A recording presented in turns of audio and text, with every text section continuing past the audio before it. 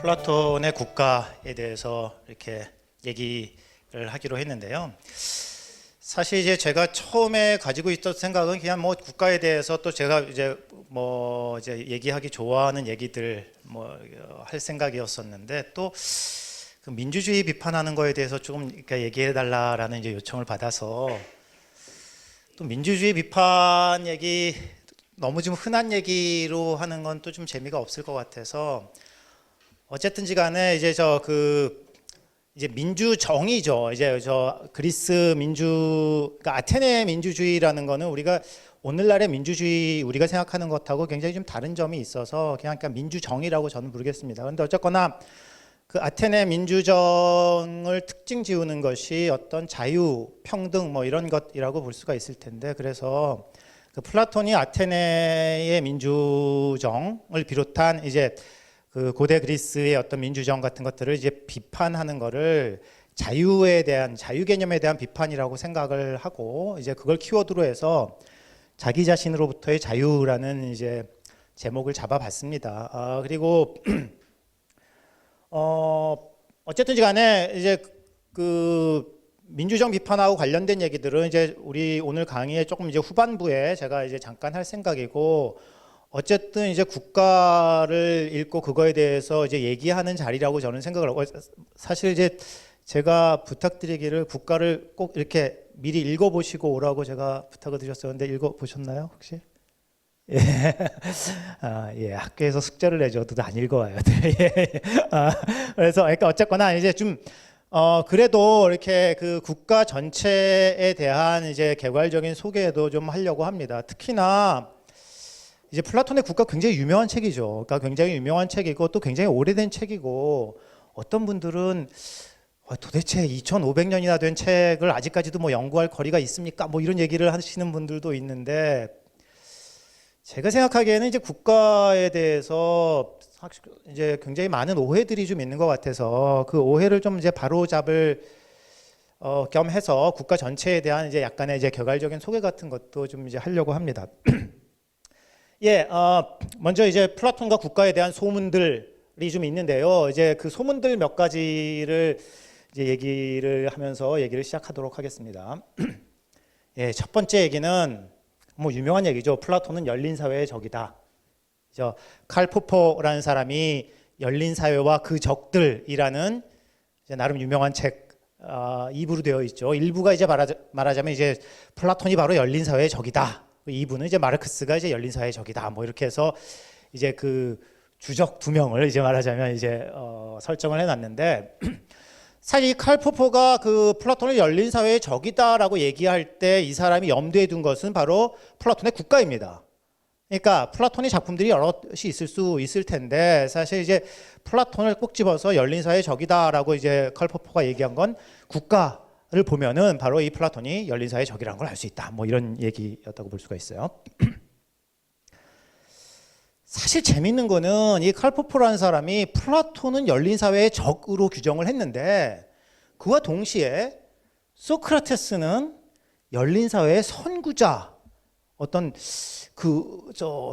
옹호자, 그런 사람이라고 전사, 이 정도로 열린 사회를 위해서 싸우는 투사, 거의 그 정도로 생각을 했던 것 같아요. 이거 인용입니다. 예. 소크라테스는 이제 근본적으로 열린 사회의 어떤 그 챔피언 뭐라고 번역을 해야 되나요? 그러니까 옹호자였어요. 그리고 민주주의의 친구였다. 이게 이제 열린 사회와 그 적들에서 이제 인용한 부분이에요. 그럼 뭐냐? 그러니까 플라톤은 열린 사회의 적인데 원래 사실은 소크라테스가 이 열린 사회라는 거를 그냥 옹호하고 그랬던 사람인데 이 플라톤은 소크라테스의 제자로서 소크라테스를 배신했다. 이게 이제 말하자면 이제 포포가 이제 가지고 있었던 생각인 것 같아요. 그래서 이게 이제 첫 번째 소문이고 사실 이제 포포의 이 열린 사회의 적들이 나오고 나서 플라톤의 국가는 거의 전체주의적인 어떤 그 책이다라는 얘기가 굉장히 많이 퍼졌죠. 많이 퍼졌고 사실은 이제 이 열린 사회의 적들 그 적들에 대한 어떤 이게 포포가 이 부분을 좀 잘못 봤습니다. 뭐 이런 식의 어떤 자질구레한 어떤 비판들이 그 위에 꽤 많이 있었습니다만 사실은 어쨌든 이 그 타이틀 열린 사회와 그 적들 플라톤 마르크스 그 타이틀은 굉장히 대중적으로 많이 알려지게 되었어요. 그리고 이게 또 사실은 이제 플라톤이 예전에는 이제 플라톤이 굉장히 좀 유명한 사람이었죠. 그래서 뭐 저 아시다시피 그 뭐 화이트헤드라는 사람이 뭐 유럽 철학의 역사는 무슨 플라톤의 주석이었다 뭐 이런 얘기를 했는데 사실은 이제 화이트헤드가 그 얘기한 게 20세기인데 사실 많은 사람들이 그래 맞아 그래가지고 유럽 철학이 그렇게 문제가 많았던 거야 뭐 이렇게 그래서 이제 20세기에 들어와서 이제 플라톤이 거의 무슨 이제 그 공적 이제 저 동네 북 뭐 거의 이렇게 플라톤 얘기만 나오면 어떤 이제 욕해야지 되는 사람 뭐 이런 식의 생각들이 꽤 많이 퍼져 있기도 한 것 같아요. 근데 거기에 이제 또 한 부분을 좀 담당했다고 볼 수가 있어요. 포포의 이 소문이. 그리고 이제 또 하나의 소문은 이건 이제 저 소문이라고 하기에는 너무나도 많이 알려진 얘기여서 많이 알려진 얘기라는 게 이게 그냥 대중적으로만 그런 것이 아니라 플라톤하고 관련된 교과서, 개론서 이런 데 다 나와 있는 얘기들이에요. 그러니까 저 초기대화편의 소크라테스는 역사적인 소크라테스고 중기대화편 이후의 소크라테스는 플라톤의 대변인이다. 제가 이걸 이제 굳이 소문이라고 얘기한 건 이게 반드시 꼭 이제 참은 아닐 수도 있다. 그리고 연구자들 사이에서도 예전에 한 20세기 중반까지만 해도 이게 사실 굉장히 좀 일반적으로 받아들여졌던 얘기지만 이제 벌써 21세기 됐죠. 그렇죠? 21세기에 들어와서는 안 받아들이는 연구자들이 꽤 많이 있어서 제가 이제 소문이라고 제가 이름을 붙였습니다. 세 번째 소문. 국가라는 대화편 이제 뭐 아시다시피 10권으로 이루어져 있어요. 10권이라는 게 책 한 권인데 그냥 저 파트를 1권, 2권 이렇게 좀 나누는 것이죠. 예. 근데 이제 국가 1권은 이제 초기 대화편이고 국가 2권부터 10권까지는 이제 중기 대화편이다라는 이제 소문이 있습니다. 이것도 제가 소문이라고 그랬습니다만 우리나라에서 이제 국가 번역으로 제일 유명한 거는 이제 박종현 선생님의 국가 서광사에서 나온 국가 번역이고요.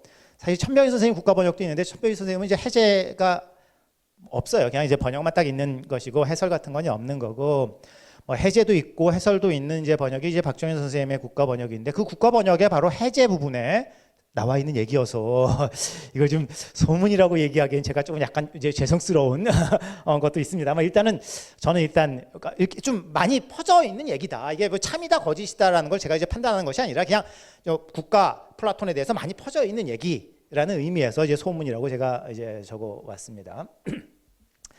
자, 이제 소문 2번하고 3번을 합치면 뭐가 돼요? 국가 1권의 소크라테스는 역사적인 소크라테스의 모습을 반영하는 것이고, 그렇죠? 국가 2권부터 10권까지의 소크라테스는 플라톤의 대변인이다. 각자 보면 모르겠는데 이렇게 합쳐놓으니까 뭔가 조금 이상한 것 같아요. 그러니까 한 권의 책인데 그 책에 소크라테스라는 등장인물이 쭉 등장하는데 그 등장인물의 그 소설의 그러니까 소설이라고는 제가 조금 이따가 말씀드리겠습니다. 그러니까 그 책의 앞부분에 나오는 소크라테스는 역사적인 소크라테스고 뒷부분에 나오는 소크라테스는 역사적인 소크라테스가 아니라 저자의 생각을 그냥 대변하는 대변자, 마우스피스 뭐 이거에 불과하다. 뭔가 좀 벌써 조금 약간 이상한 것 같아요. 소문 1, 2, 3을 합쳐봅시다. 합쳐보면 뭐예요? 국가 1권의 소크라테스는 열린 사회를 여는 사람, 선구자, 그것의 이렇게 지지자, 뭐 전사, 뭐 이런 거였는데 2권부터 10권까지의 소크라테스는 열린 사회의 적이다. 뭔가 이건 조금 되게 좀 이상한 그림이 나오는 것처럼 보인단 말이에요. 일단 이제 그 소문이라고 제가 얘기한 건 다시 말씀드립니다. 이게 참이다 거짓이다라는 것을 제가 이제 평가하는 게 아니라 그런 얘기가 좀 많이 퍼져 있다라는 얘기를 한 것이고요. 그것하고 관련해서 이제 사실이라고 팩트라고 얘기할 수 있는 것들을 이제 한번 점검해 보겠습니다. 첫 번째 사실, 역사적인 소크라테스의 모습은 우리가 알기가 어렵다라는 거예요. 왜 그러냐? 우리가 소크라테스에 대해서 아는 것은 이제 당대에 소크라테스를 주인공으로 하는 글들이 사실 많았었어요. 소크라테스 자신은 글을 남긴 적이 없고요. 그러니까 소크라테스 자신의 목소리를 우리가 이제 들어볼 기회는 없었고, 소크라테스가 주인공으로 등장하는 이제 글들이 꽤 많이 남아 있었는데 이제 온전하게 남아 있는 것들은 이제 플라톤의 작품들, 크세노폰이라는 사람의 작품들, 그 다음에 아리스토파네스라는 사람의 작품들이에요. 문제는 요 작품들에 등장하는 소크라테스의 모습들이 다 달라요. 크세노폰에 등장하는 소크라테스는 조금 더 이렇게 뭐랄까요? 약간 엄숙주의적이고 조금 더 뭐랄까요? 조금 더 상식적인 인물이에요. 플라톤에 나오는 소크라테스는 뭔가 좀 기인입니다. 약간 좀 특이한 사람이고요. 아리스토파네스에 나오는 소크라테스는 어떤 사람이 아리스토파네스는 이제 유명한 희극 작가이죠. 그리스에. 그러니까 3대 비극 작가가 있고 그다음에 희극 작가로서 이제 제일 유명한 사람이 이제 아리스토파네스라고 볼 수 있는데 아리스토파네스의 구름이라는 작품에 보면 거기에 소크라테스가 등장하는데 어떻게 소크라테스라는 소피스트가 있는데 벌써 여기서부터 우리 상식하고 되게 좀 달라요. 우리는 소피스트는 저쪽 편이고 소피스트 반대편에 소크라테스, 플라톤 이런 사람들이 있다라고 생각하는데 어쨌든 아리스토파네스의 보고가 아니라 아리스토파네스에 나오는 어떤 이제 그 희극에 나오는 얘기를 보면 소크라테스라는 소피스트가 있는데 이 사람 굉장히 나쁜 사람이어가지고 젊은이들을 막 타락시키는 사람이다라는 거예요. 예를 들자면 거기에 어떤 젊은이가 가가지고 처음에는 돈 빌린 거 떼먹으려고, 그러니까 그 말 잘하는 법 배워서 돈 빌린 거 떼먹으려고 이제 소크라테스 학교에 들어가서 처음에 이제 막 배우다가 나중에 가서 나와가지고는 원래 이제 아버지가 돈 빌린 거를 이제 떼먹으려고 자식을 보냈는데 자식이 거기서 한참 배우고 나와서 왜 아버지는 자식을 때려도 되는데 자식은 아버지를 때리면 안 됩니까? 뭐 이런 얘기하고 그러니까 말하자면 좀 망나니가 돼서 이제 얘기가 나오는 거거든요. 그러니까 이 아리스토파네스가 이렇게 묘사하고 있는 소크라테스는 우리가 상식적으로 알고 있는 소크라테스하고는 너무나도 다르단 말이죠. 그러니까 크세노폰은 굉장히 상식적인 사람, 아리스토파네스의 소크라테스는 이거 진짜 젊은이를 타락시키는, 그래서 말하자면 아테네가 사형 선고를 내린 죄목하고 딱 부합한 그런 소크라테스고, 플라톤이 나오는 소크라테스는 약간 좀 애매해요. 저 종잡을 수 없는 인물이에요. 사실 그런데 포포가 열린 사회의 선구자, 챔피언 오브 디 오픈 소사이어티라고 얘기했던 소크라테스는 당연히 아리스토파네스에 등장하는 소크라테스가 아니고요. 크세노폰에 등장하는 아주 좀 상식적인 인물로서의 소크라테스도 아닙니다. 그러니까 포포가 바로 열린 사회를 가장 이렇게 이끌었던 인물로 묘사한 소크라테스가 바로 플라톤의 작품에 등장하는 소크라테스라는 거예요. 이게 팩트입니다. 이건 소문이 아니라. 그다음 두 번째 사실, 초기라고 우리가 흔히들 추정하는 대편, 사실 제가 요라고 추정되는이라는 말을 붙인 것이 굉장히 중요해요. 사실은 예전에는 초기, 중기, 후기 이렇게 이제 나눴었는데 그런 나누는 연구를 한 100년 정도 하고 나서 학자들이 얻게 된 결론은 우리가 명확하게 얘기할 수 있는 거는 후기 대화편 6개밖에 없다라는 거예요. 후기 대화편 6개 몰라도 상관없어요. 근데 어쨌든 지금 오늘 국가는 보통 중기 대화편이라고 얘기하는데, 그러니까 후기 대화편 6개는 어쨌든 속하지 않는 것이거든요. 그럼 나머지 대화편들은 말하자면 초기인지 중기인지 이런 것들, 그리고 그 안에서의 순서들도 알 수 없다라는 거예요. 그럼 여전히 사람들이, 그러니까 국가는 중기 대화편이고 무슨 변명은 초기 대화편이고 에우티프론 초기 대화편이고 이런 얘기들을 많이 하는데, 그런 것들은 사실은 전부 다 학자들의 추정입니다. 그러니까 사람들이, 그러니까 저 같은 연구자들이 이건 아마 중기 대화편인 것 같아, 이거는 아마 초기 대화편인 것 같아라고 추정하는 것이고요. 추정하는 거의 내용들은 또 사실 학자들마다 조금씩 달라요. 그러니까 만장일치와 같은 합의가 있는 대화편들도 있지만 합의가 전혀 없는 그런 대화편들도 있습니다. 그러니까 역시 이것도, 그러니까 보통 개론서들에 보면 초기 대화편 중기 후기 이렇게 쭉 나와 있는데요. 틀린 얘기가 일단 굉장히 많아요. 어쨌든 그러니까 초기라고 추정되는 대화편들이 있는데, 그 추정되는 대화편들은 공통적인 어떤 특성들을 좀 가지고 있어요. 사실은 바로 그런 공통적인 특성 때문에 사람들이 이런 것들은 대충 초기일 거다라고 추정한 것이기도 해요. 거기에서 등장하는 소크라테스는 자기 자신의 주장을 제시하지 않습니다. 내가 뭐다라고, 이건 이거고 저건 저거다 이런 얘기를 안 하고요. 대화 상대방한테 질문을 던져요. 너 용기가 도대체 뭐야? 너 용기를 잘하는 것 같은데 나한테 용기가 뭔지 좀 가르쳐줘. 용기가 뭐야?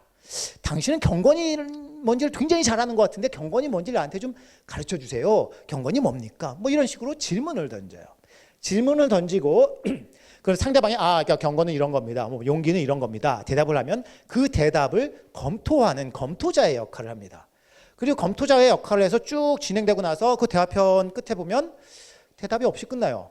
그래서 결국 뭐냐? 용기가 뭔지 잘 모르겠네요. 하고 대화편이 끝나버려요.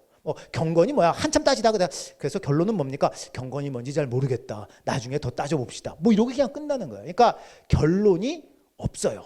말하자면 이런 게 이제 보통 이제 초기라고 이제 추정되는 대화편들의 특징이에요.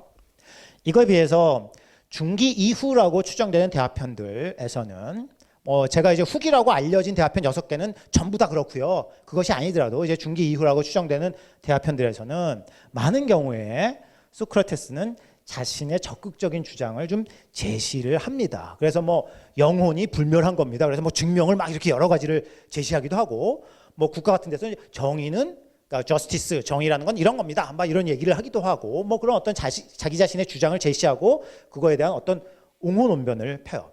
그래서 오늘날 우리가 이제 뭐 개론서나 이런 거 보면 플라톤의 사상, 뭐 이데아론, 무슨 뭐 영혼 불멸론, 뭐 영혼 삼분설, 뭐 이런 종류의 얘기들 같은 것들이 다 말하자면 이 중기 이후라고 추정되는 대화편들에서 소크라테스가 자기 자신의 주장으로서 이렇게 얘기하고 그것을 옹호하는 뭐 이런 얘기들이 나왔던 거, 뭐 그런 것들이라고 볼 수가 있습니다. 그리고 실질적으로 이제 국가 얘기로 돌아와서 보자면 국가 1권은 초기 대화편, 방금 말씀드렸던 어떤 초기 대화편들의 특징, 2권부터 10권은 이제 중기 대화편, 중기 이후의 대화편의 특징을 가지고 있어요. 구체적으로 얘기를 하자면 국가 1권에서는 정의가 뭡니까? 라는 걸 이제 소크라테스가 몇 명한테 물어봐요. 물어보고 이제 뭐 케팔로스, 폴레마르코스, 트레스마코스 뭐 이런 사람들의 견해를 이제 검토를 하는 거죠. 그리고 1권 끝날 때 보면 이제 저 다 논박을 했거든요. 뭐 이게 검토하면서 이게 그래서 틀렸고 너 이 주장은 그래서 틀렸고 이렇게 쭉 하고 나서 끝에 가서 우리가 정의가 뭔지를 검토하고 있었는데 이렇게 대화 한참 했는데 대화를 통해서 내가 알아낸 건 아무것도 없네요 라고 이제 끝났단 말이죠. 그러니까 방금 말씀드렸던 어떤 초기 대화편들의 어떤 특징들 같은 것들을 이제 가지고 있는 것이죠. 2권부터는 그런데 이제 소크라테스가 정의가 무엇인지 자기 자신의 생각을 밝히고 그것에 대한 뭐 정의는 이런 겁니다라는 얘기를 쭉쭉 해요. 그래서 이제 뭐 4권이 되면 이제 한 중간쯤인데요. 여기 가면 정의로운 사람, 정의로운 나라 그리고 그들 안에 있는 정의를 우리가 이제 발견했다고 주장해도 괜찮지 않겠냐. 뭐 이런 얘기가 이제 등장한단 말이죠. 그래서 2권부터는 이제 그런 이제 중기 이후 대화편들의 특징을 이제 가지고 있다라는 거예요. 자, 이제 소문이 있고 소문하고 관련된 어떤 이제 팩트들을 우리가 살펴봤는데 그럼 도대체 이것하고 관련된 진실은 도대체 뭘까? 여기서 진실이라고 얘기하는 제가 생각하기에 이제 진실이 뭘지에 대한 것이에요. 제가 사실은 이제 플라톤하고 관련해서 이제 수업도 많이 하고 제가 원래 이제 그리스 철학 전공이고 제가 제일 관심 있어 하는 게 이제 플라톤이다 보니까 플라톤에서 이제 강연 같은 것도 꽤 많이 하고 이제 수업에서 이제 플라톤 얘기도 많이 하기도 하는데요. 제가 이런 기회만 있을 때마다 언제나 빼놓지 않고 하는 얘기가 바로 이겁니다. 플라톤은 아무 말도 하지 않았다라는 거예요. 우리가 이제 철학자들 그리고 이제 철학자들 생각하면 뭐 철학자는 어떤 자신의 주장을 제시하고 그것을 어떤 좋은 논변으로서 자기의 주장을 옹호하는 사람들이라는 생각을 갖기가 쉬워요. 우리가 흔히 알고 있는 철학책들 대부분 뭐 칸트의 책, 데카르트의 책, 뭐 이런 뭐 유명한 철학자 소위 이제 많이 알려진 이제 철학자들의 책이라는 것들은 다 그런 성격을 가지고 있어요. 어떤 논문 형식의 글이란 말이죠. 플라톤은 그런 논문 형식의 글을 쓴 적이 없어요.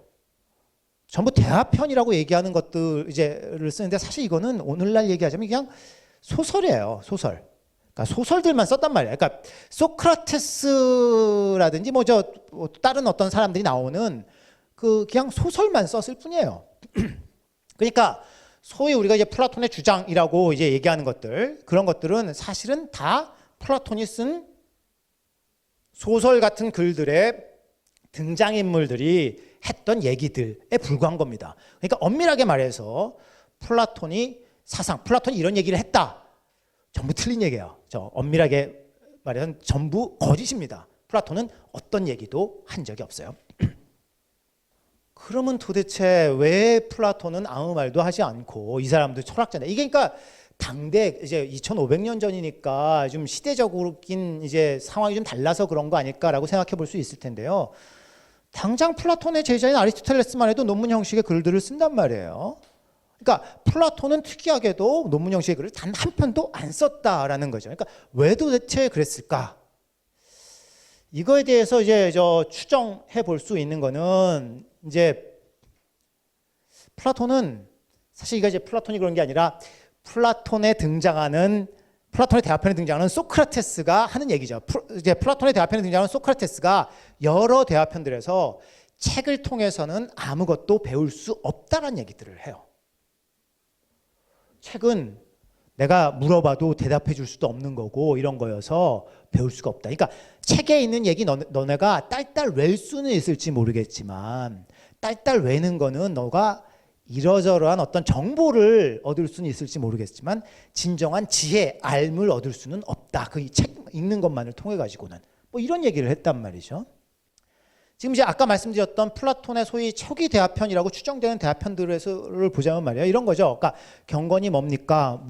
이제 대답해 주세요. 그러니까 뭐 어떤 얘기를 했단 말이죠. 경건이라는 것은 뭐 어떤 겁니다. 뭐 신들이 사랑하는 것, 이게 바로 경건한 겁니다. 뭐 이런 얘기가 나오면 그거에 대해서 막 논파를 막 했어요. 또 그 다음에 또 그게 논파가 되면 뭡니다 이렇게 쭉 논파가 되고 나서 끝에 가서 결국엔 아까 말씀드렸듯이 뭔지 모르겠다 뭐 이러고 끝났단 말이죠.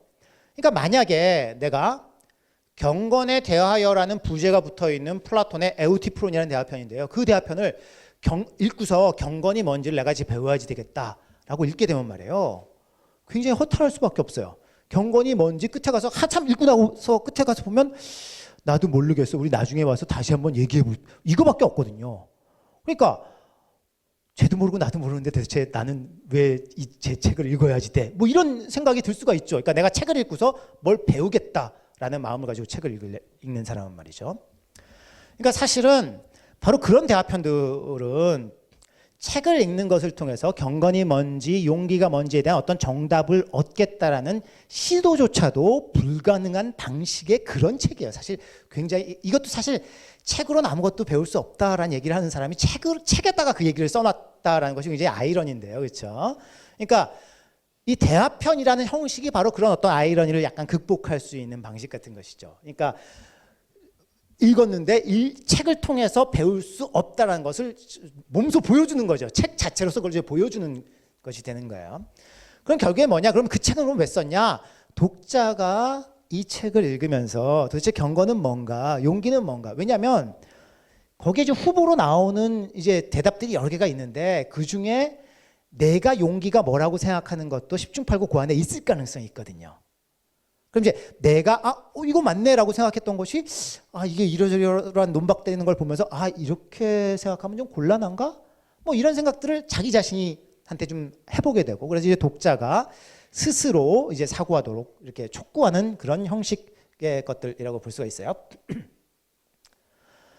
사실 그리고 바로 그런 태도를 가진 소크라테스를 포포 같은 사람이 소크라테스야말로 열린 사회의 옹호자다라고 얘기했던 것이라고 볼 수가 있어요. 그러니까 아무리 훌륭한 생각이 있다고 하더라도, 공자님 말씀이라고 하더라도 그 얘기를, 그러니까 플라톤은 독서 100편 의자연 절대 아니라는 거예요. 공자님 말씀 좋은 거 맞아요. 맞는데 그거 네가 100번 읽고서 100번 읽으면 완전히 암기할 수 있겠죠. 암기했다고 지혜가 바로 저절로 생긴다? 그런 거 아니거든요. 암기를 통해서는 알을 얻을 수 없거든요. 네가 어떤 것을 안다는 것은 이해한다는 거고, 이해한다라는 것은 스스로 사고하는 것만을 통해서 가능하다. 그러니까 단순히 그냥 진짜 좋은 생각, 민주주의도 마찬가지입니다. 민주주의 최고의 가치, 무조건적으로 수용, 무비판적으로 수용, 이렇게 얘기하는 것은 오히려 민주주의라는 게 바로 말하자면 열린 사회가 정치적인 제도화로 된 것이 민주주의라고 포포 자신이 그렇게 생각하고 있는데요. 그것도 그대로 수용하는 것은 오히려 열린 사회를 지지하는 사람의 태도가 아니에요. 열린 사회를 무비판적으로, 무반성적으로 수용해야지 된다라는 주장을 하는 사람은 열린 사회의 적입니다, 오히려. 그러니까 플라톤이 촉구한 스스로 사고학이라는 걸 제식으로 얘기하자면 반성적, 비판적, 이제 창조적 사고다라고 얘기할 수 있어요. 사실 이제 저 포포가 이제 했던 얘기를 다시 조금 이제 가져와 보면 말이에요. 이제 저 열린 사회에 대한 어떤 새로운 어떤 신념이 생겨났는데 거기에 가장 크게 기여한 사람이 바로 소크라테스였다. 소크라테스는 바로 그 신념을 위해서 죽기까지 했다. 이제 포포가 하고 있는 얘기예요. 그는 물론 아테네와 그 아테네의 어떤 민주적인 제도들에 대해서 비판했어요. 비판한 건 사실이에요. 그런데 민주주의와 민주적인 제도를 비판하는 사람이 민주주의의 적일 필요는 없다라는 겁니다. 오히려 그 반대일 수 있다. 제가 방금 말씀드렸듯이 방금 제가 말씀드렸던 얘기가 제 얘기가 아니라 포포가 하고 있는 얘기입니다. 실질적으로. 소크라테스 그런데 이제 그 비판이라는 것은 민주적인 비판이었고요. 그리고 사실 그게 바로 the very life of democracy. 민주주의라는 건 바로 그런 어떤 비판 정신으로부터 나오는 겁니다. 라는 생각을 포포가 했고 포포가 얘기하는 열린 사회는 바로 그런 겁니다. 라는 거였어요. 다시 말씀드리지만 여기서 얘기되는 소크라테스는 플라톤의 등장인물 소크라테스입니다. 오늘 제가 할 얘기하고 좀 직접적인 관련은 없는데 이것도 역시 제가 이제 대학에서 제가 이제 철학을 가르치다 보니까 이제 수업 때마다 제가 맨날 하는 얘기들이 있어요. 너희들이 배워야 될 건 철학이 아니라 철학함이다. 칸트가 무슨 얘기를 했고 플라톤이 무슨 얘기를 했고 뭐 이런 얘기들은 그거 왜서 뭐하냐. 그러니까 뭐 칸트가 무슨 얘기했다 이런 거 얘기 열심히 외봐야 나중에 살아가는데 그게 무슨 도움이 되냐. 도움되는 건 저기 미팅 같은 데 나가서 좀 약간 잘난 척하는 데나 약간 조금 도움이 될 수 이렇게 멋있어 보이는데 좀 도움이 될지 모르겠지만 실질적으로 살아가는데 아무런 도움이 안 돼요. 그렇죠? 그러니까 칸트가 무슨 얘기를 했고 데카르트가 무슨 얘기를 했고 이런 게 내가 살아가는데 무슨 도움이 되겠어요. 그렇죠? 정말 필요한 건 그러니까 우리가 칸트를 배우고 데카르트를 배우고 플라톤을 배우고 뭐 아리스토텔레스를 배우고 하는 건 전부 다 그 사람이 무슨 얘기를 했는지를 배우기 위한 그러니까 암기하기 위해서가 아니라 철학함 을 배우기 위해서라는 건데 저는 철학함이라는 거를 스스로 사고학이라고 생각을 하고 그 스스로 사고학이라는 거를 반성적, 비판적, 창조적 사고라고 이제 규정하고 있어요. 그 중에서 제가 반성적 사고, 비판적 사고라고 제가 이해하는 것만 조금만 말씀을 드리려고 합니다. 먼저 이제 반성적인 사고라는 건 뭐냐면 내가 어떤 생각이나 말이나 행동을 할 때 내가 도대체 뭘 하고 있는지를 내가 아는 거야. 내가 뭘 하고 있는지를 모르는 사람도 있나요? 그런데 그러니까 여기에서 뭘 하고 있는지 아는 건 내가 정말로 하고 내가 가끔 그럴 때 있잖아요. 내가 지금 한참 열심히 뭘 하다가 갑자기 딱 내가 지금 뭐 하고 있는 거지? 뭐 이런 의문이 들 수가 있어요. 그렇죠? 그런 생각이 바로 이제 반성적인 사고라는 거예요. 그리고 그거는 뭐냐면 내가 무슨 생각을 하고 무슨 말을 하고 무슨 행동을 하고 있는데 도대체 나는 왜 이런 행동을 하고 있는지를 내 스스로 물어보는 겁니다. 내가 이런 행동을 하고 있는 진정한 이유는 도대체 뭘까? 이제 그 이유를 한번 생각해 보는 것이 이제 반성적인 사고예요. 반성적 사고 중요합니다. 그런데 이제 제가 언제나 강조하는 건 사실은 반성적인 사고를 다른 사람에게 적용한다라는 거예요. 반성이라는 건 자기 자신한테 하는 건데 다른 사람한테 적용한다는 게 도대체 무슨 말일까? 자, 나에 대한 반성적인 사고가 내 생각, 말, 행동의 진정한 근거가 뭔지를 내가 한번 생각해 보는 거라 그랬잖아요. 그렇죠? 그러면 그거는 다른 사람한테 적용할 수 있을 거예요. 제가 나를 맨날 이렇게 자꾸 못 살게 구는데 제가 왜 저렇게 못 살게 구는 걸까? 제가 저렇게 하는 거의 진정한 이유는 뭘까? 한번 그 반성적인 사고를 그 사람한테 적용해 보는 거야. 적용해 보고서는 생각해 봐. 아, 제가 나를 좋아하나 보다. 뭐 이럴 수도 있잖아요. 그렇죠? 사실은 좋아하는 이게 사랑을 잘못 표현, 그릇된 사랑의 표현 때문에 막 못 살게 구고 이럴 수도 있잖아요. 그렇죠? 뭐 그런 거. 이런 식으로 그러니까 다른 사람이 어떤 행동을 하고 어떤 말을 하고 뭐 이럴 때 그것의 진정한 근거가 뭘까를 한번 생각해 보는 겁니다. 그런데 나 자신의 생각의 근거는 내가 나 스스로에 대해서 물어보고 내 속을 깊이 들여다보면 할 수 있겠지만 다른 사람 속은 내가 깊이 들여다볼 수는 없잖아요. 그렇죠? 나한테 드러난 건 그 사람의 행동과 말과 생각은 들어가지 않고 행동과 말밖에 없군요. 그리고 우리가 무슨 뭐 플라톤의 책을 읽는다라든지 뭐 칸트의 책을 읽는다거나 뭐 이럴 때는 그 사람의 쓴 글 뭐 이런 거밖에 없겠죠. 그러면 추정할 때 이제 가장 그럴듯한 근거가 뭔지를 한번 이렇게 생각해 보는 것이고 이거를 자비의 원리라고 얘기를 해요. 그러니까 말하자면 쉽게 말해서 이런 겁니다. 그 사람 행동의 근거를 좀 좋게 한번 생각해 봐 주는 거예요. 그러니까 이 사람이 좀 멍청하니까 이런 소리 한 거야. 아니면 이 사람이 사악해서 속에 어떤 아주 좀 나쁜 마음이 있어서 이런 주장을 하는 거야. 이런 행동을 하는 거야 라고 생각하지 말고 그냥 이 사람을 한번 좀 좋게 한번 생각해 봐주자라는 겁니다. 이런 걸 이제 자비의 원리라고 하고 그러기 위해서 이제 맥락, 배경, 수문 전제 같은 것들을 이제 고려하자라는 거예요. 그 다음에 비판적 사고는 뭐냐면 그럼 이제 상대방의 어떤 행동 주장에 대해서 그럴듯한 근거를 한번 찾아줬잖아요. 그렇죠? 그럴듯한 근거를 찾아주고 나서 그런데 그걸로 끝나는 게 아니라 그 그럴듯한 근거가 과연 정말 이 상황에서 충분한 근거인지를 따져보는 것이 비판적인 이제 사고입니다. 역시 제가 이제 맨날 듣는 예가 이런 거예요. 임신 중절 뭐 이런 것하고 관련해서 제가 이제 한 10여 년 전에 저 키보드 워리어 시절에 저도 이제 말하자면 인터넷에서 말하자면 막 이렇게 저 논쟁 같은 거에 이제 열심히 뭐 저 글 쓰고 뭐 그러기도 했었거든요. 그때 이제 붙었던 이제 상황이에요. 근데 이제 찬반 양론이 막 있었어요. 그러니까 처음에는 그냥 하면 안 되지, 뭐 하면 왜 안 돼, 이 수준이 아니라 좀 얘기를 하다 보면 이제 나름대로 다 이제 양편에서 그럴듯한 근거들이 좀 나오잖아요. 그러니까 나름대로 임신 중절을 할 만한 그럴듯한 근거도, 그러니까 허용할 만한 그렇죠 근거도 있고, 뭐 그걸 반대할 만한 이제 그럴듯한 근거도 있다는 게 쭉 이제 나왔어요. 어느 정도 얘기를 하고 나면 그렇게 이제 돼요.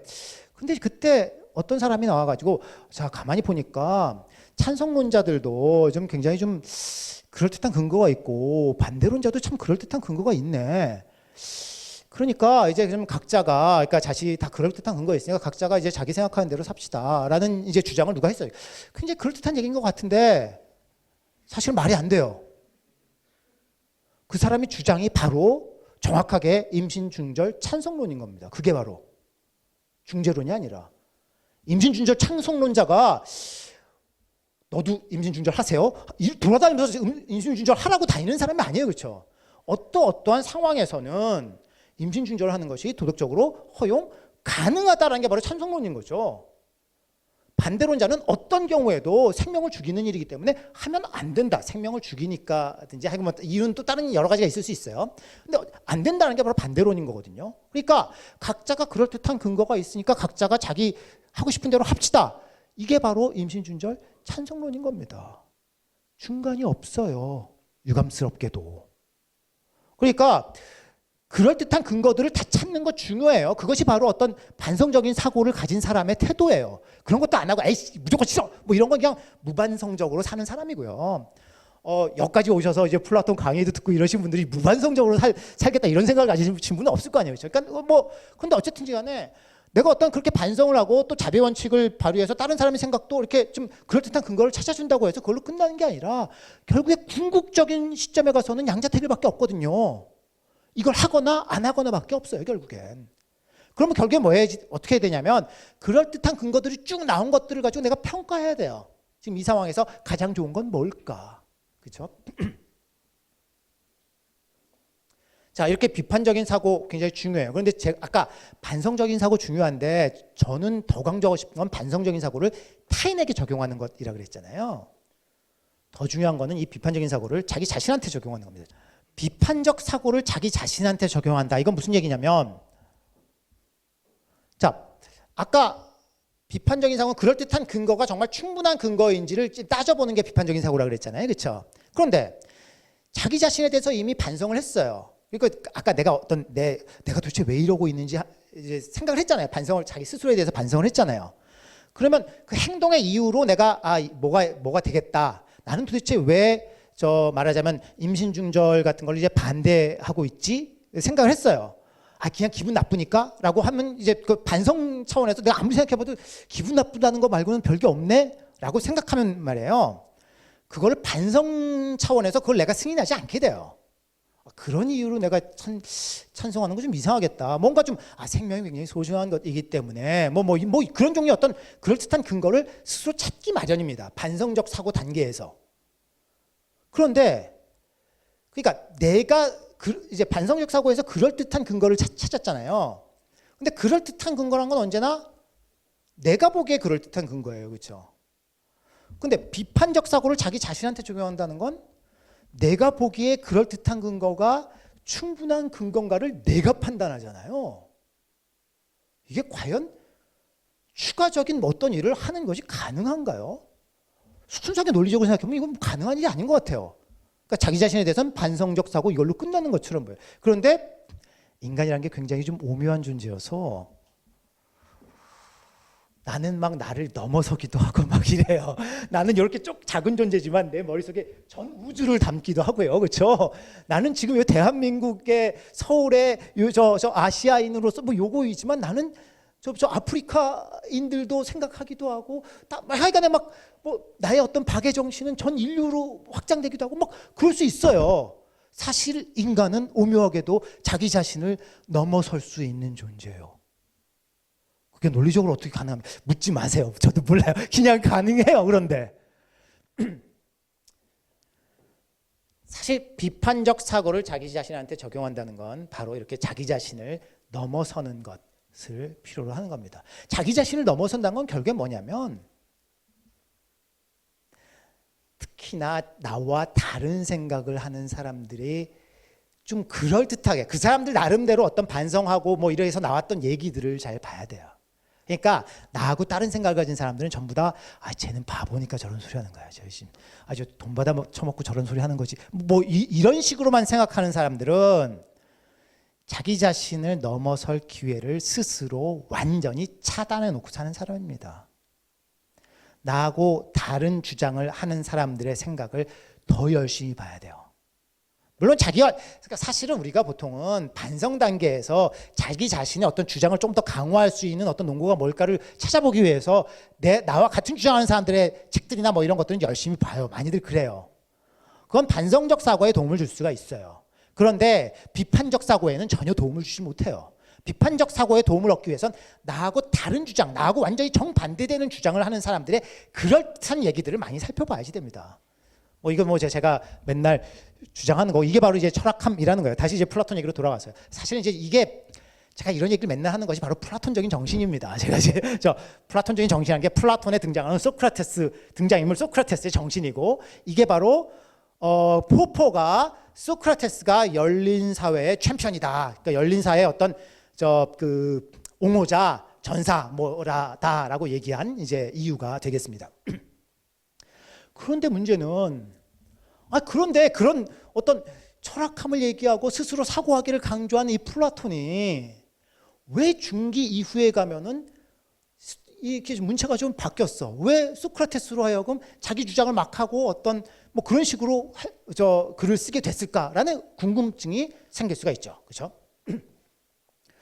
물론 책을 통해서는 아무것도 배울 수 없다고 생각하는 것은 여전히 유지가 된 것 같아요.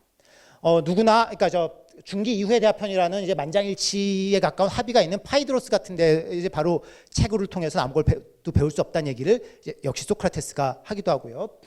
여전히 이제 대화편만 계속 써요. 자기가 이건 이렇고 저건 저렇다. 자기 목소리로 얘기하는 글을 쓰지를 않는단 말이죠.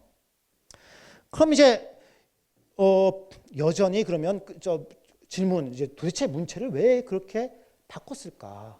물론 이제 중기 이후 대화편들 중에서도 초기라고 추정되는 대화편들이라고 비슷한 어떤 문체를 가진 대화편들도 있긴 합니다. 근데 어쨌거나 이거에 대한 한 가지 쉬운 대답은 플라톤이 배신을 때렸다. 뭐 이런 거죠. 그러니까 그러니까 플라톤이 약간 좀 젊었을 때는 스승의 정신을 이어받아서 계속 소크라테스적인 정신에 따라서 이제 글을 좀 썼다가 어느 순간에 가선 그 소크라테스를 배신했다. 이게 아마 이제 포포가 플라톤이 소크라테스를 배신했다라는 얘기일 거예요.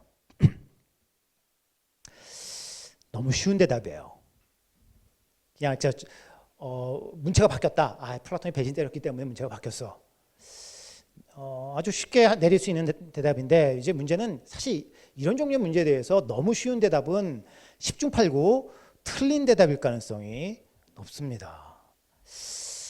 사실 그러니까 다른 걸 떠나서 바로 이 국가 같은 데가 문제가 돼요. 그렇죠? 국가는 어쨌든 간에 한 대화편 안에 두 가지 문체가 다 공존하고 있단 말이죠. 그러면 플라톤이 배신을 때렸는데 글을 쓰다가 중간에 배신을 때렸다? 그건 되게 이상하잖아요. 그렇죠? 그러니까 앞부분까지 썼을 때는 소크라테스적인 정신을 이어받고 있다가 중간 뒷부분에 가서는 이제 배신을 때렸다? 뭔가 좀 되게 좀 이상한 것 같단 말이죠. 그러면 그 문제를 아까 역시 1권은 초기였고 2권부터 10권은 중기니까 라는 식으로 여전히 그 문제를 해결할 수 있는 것 같아요. 여전히 제가 보기엔 좀 너무 쉬운 대답이에요.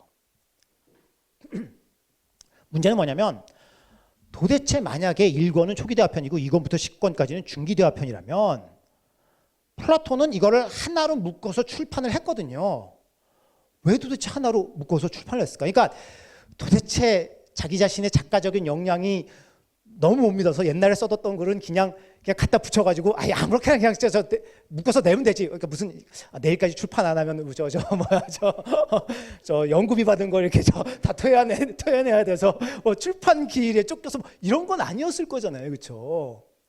그러니까 문체도 완전히 다른 건데, 그러니까 문체가 만약에 같은 거라면 좀 옛날에 써뒀던 거하고 이제 나중에 쓴 것들을 좀 이렇게 묶어가지고 이제 저 나중에 낼 수도 있죠, 그렇죠? 그럴 수도 있어요. 그러니까 옛날에 좀 이렇게 썼던 건 나중에 좀 수정해서 나중에 이렇게 출판하는 거 오늘날에도 얼마든지 있을 수 있어요. 그런데 옛날에 썼던 걸 나중에 출판할 때 말이에요. 옛날에는 굉장히 다른 스타일로 썼던 걸 뒤에 가서는 전혀 다른 스타일로 쓴 걸 그냥 합쳐놓고 출판한다?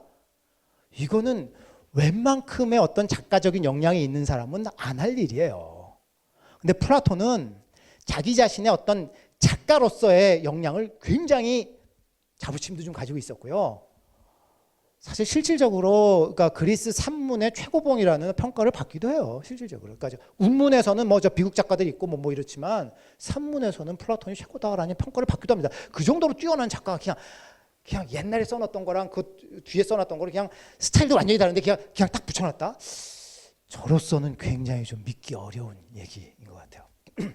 예, 문체 변경의 이유하고 관련해서 추정해 볼 수 있는 이제 왜 도대체 플라톤이 이런 이제 스타일을 좀 바꿨는지를 추정해 볼 수 있는 단서들을 제가 생각하기에는 이제 플라톤의 글들에 조금씩 남겨놨다고 생각이 돼요. 뭐 여러 가지들 추정해 볼 수 있는데 특히나 바로 그 두 가지 문체를 공존하도록 작품을 만든 국가야말로 그런 것을 추정해 보는데 굉장히 중요한 단서를 제공해 줄 수 있지 않을까라고 이제 저는 생각하고 있어요.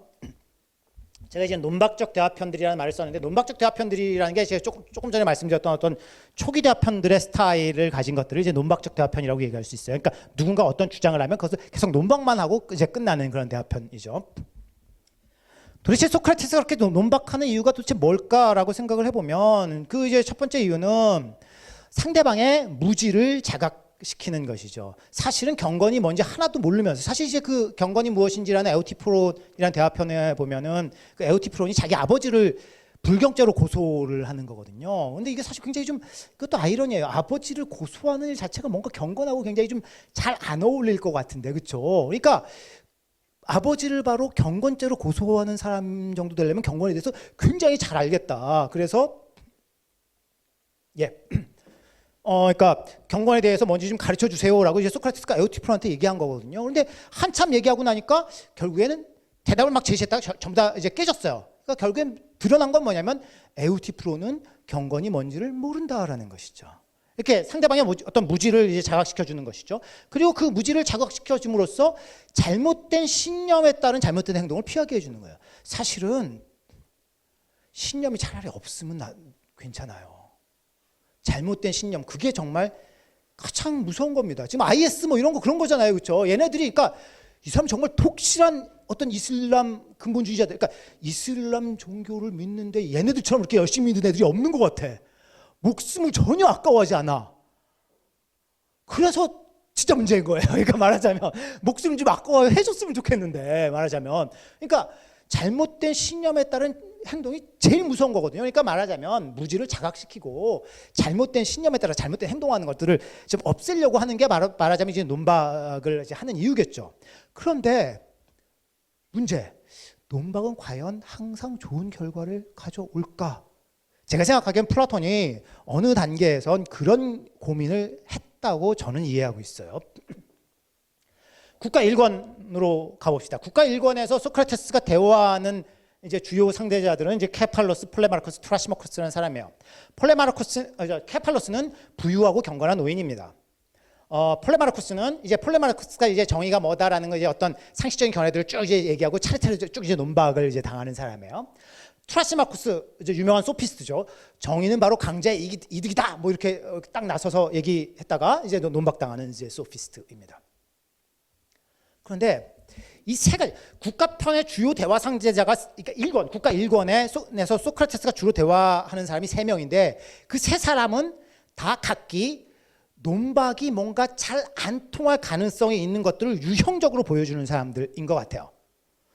첫 번째 케팔로스 유형은 논박이 별로 필요 없어요. 이 사람 케팔로스 이제 죽을 때가 다 됐습니다. 뭐 저 죄송한 얘기지만 그리고 경건한 사람이에요. 바로 이렇게 얘기하다가 말고 이제 제사 준비하러 이제 막 떠나는 사람이에요. 그리고 이 사람은 그러니까 돈도 많아요. 근데 돈이 많은 게 좋은 점이 뭡니까? 그럼 물어보니까 돈이 나는 많아서 저 남들 속이려고 그러니까 저 돈 때문에 이제 속일 일도 없고요. 나 뭐 어떤 저 갚을 일 같은 갚을 거 이제 안 갚고 뭐 돈 떼먹는 일 이런 거 없는 거 이게 바로 내가 좀 돈이 좀 있는 거에 좋은 일인 점입니다라고 이제 얘기하는 사람이에요. 그러니까 어떤 이 사람이 갖고 있는 어떤 조건들이 좋아요.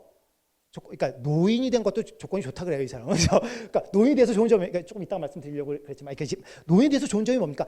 젊었을 때는 어떤 성욕이나 이런 거에 막 쫓겨서 내가 지금 아주 정신 못 차렸는데 이제 그런 것으로부터 내가 지금 해방돼서 좋아요. 뭐 이러니까 말하자면 자신이 갖고 있는 어떤 조건들 때문에 좋은 삶을 살고 있는 사람이에요. 그리고 이제 죽을 날도 얼마 안 남았어요. 이 사람 열심히 논박해서 뭐 할 거예요, 그러니까 말하자면 경건하게 살고 있는데 너 정말 이게 경건한 거 맞아? 막 이래가지고 그러면 별로 필요가 없어요. 그러니까 그렇게 해서 해봐야 결국엔 이 사람 돌아가실 때까지 지금처럼 그렇게 잘 살다가 돌아가시면 되는 일이거든요.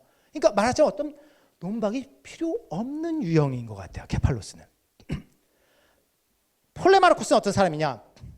이 사람은 젊은 사람이에요. 그러니까 저 케팔로스의 아들로서 이제 젊은 한 20대쯤 되는 것 같아요. 이제 젊은 사람인데 이제 좀 자신감도 있고 어떤 주장들을 막 했었어요. 그런데 그 주장들이 다 논박이 돼요. 논박이 되니까 그 논박을 되고서 나의 무지를 깨닫고 이러면 다행인데 잠깐 재밌네. 저 말싸움하는 거 재밌는데요. 이거 사실 이게 바로 실제로 소크라테스 따라다니는 젊은이들 중에 논박되는 거, 남 논박되는 거 구경하면서 그거 즐기던 사람들이 꽤 있었던 것 같아요. 바로 그 때문에 아까 말씀드렸던 그 아리스토파네스의 희그에서 저 소크라테스한테 배워가지고서 왜 자식은 아버지를 때리면 왜 안 되는 건데 이유 한번 대봐 뭐 이런 얘기야. 그러니까 인간이 정말 평등한 거 맞아? 평등한 이유를 한번 대보세요. 남녀가 평등하다고 평등한 이유가 뭔데?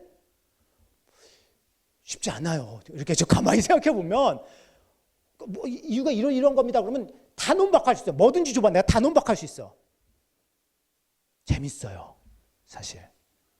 그 재미를 느끼는 젊은이들. 이게 젊은이들의 특권이에요, 사실은. 이런 데 재미를 느끼는 것이. 그런데 바로 그 특권을 누린 젊은이들은 딱 소크라테스를 사용시킨 젊은이들을 타락시키는 자였다라는 말에 딱 맞는 사람이 될 수가 있어요.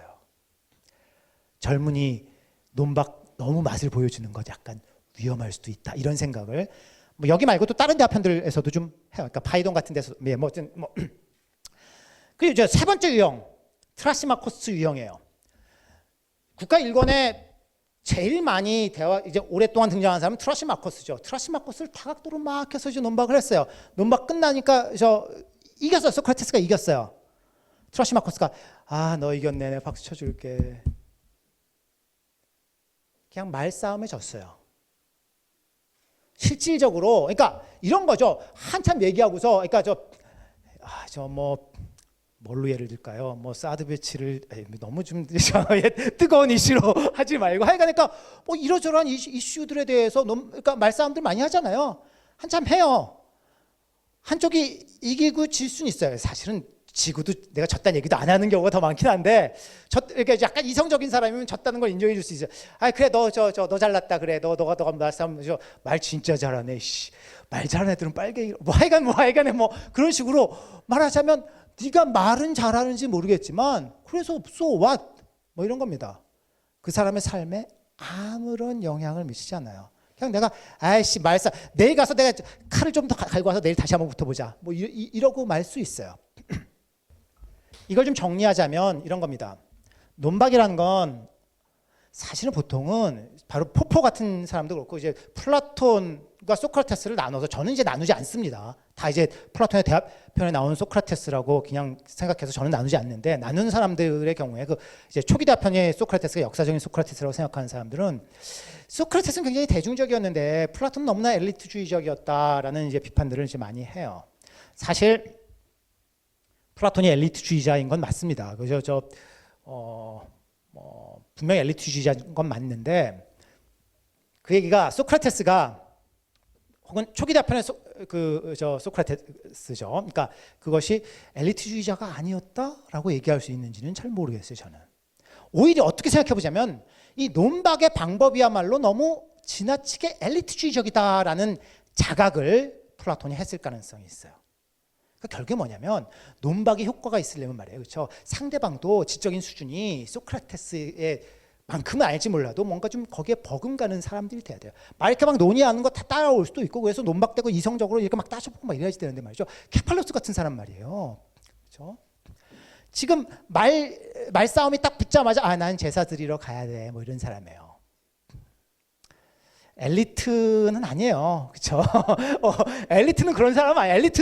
엘리트적인 정신을 그러니까 내가 한번 붙어보자 뭐 이런 사람일지 모르겠어요. 그런데 이 사회가 그런 엘리트만 있는 들로만 구성된 건 아니에요. 그렇죠?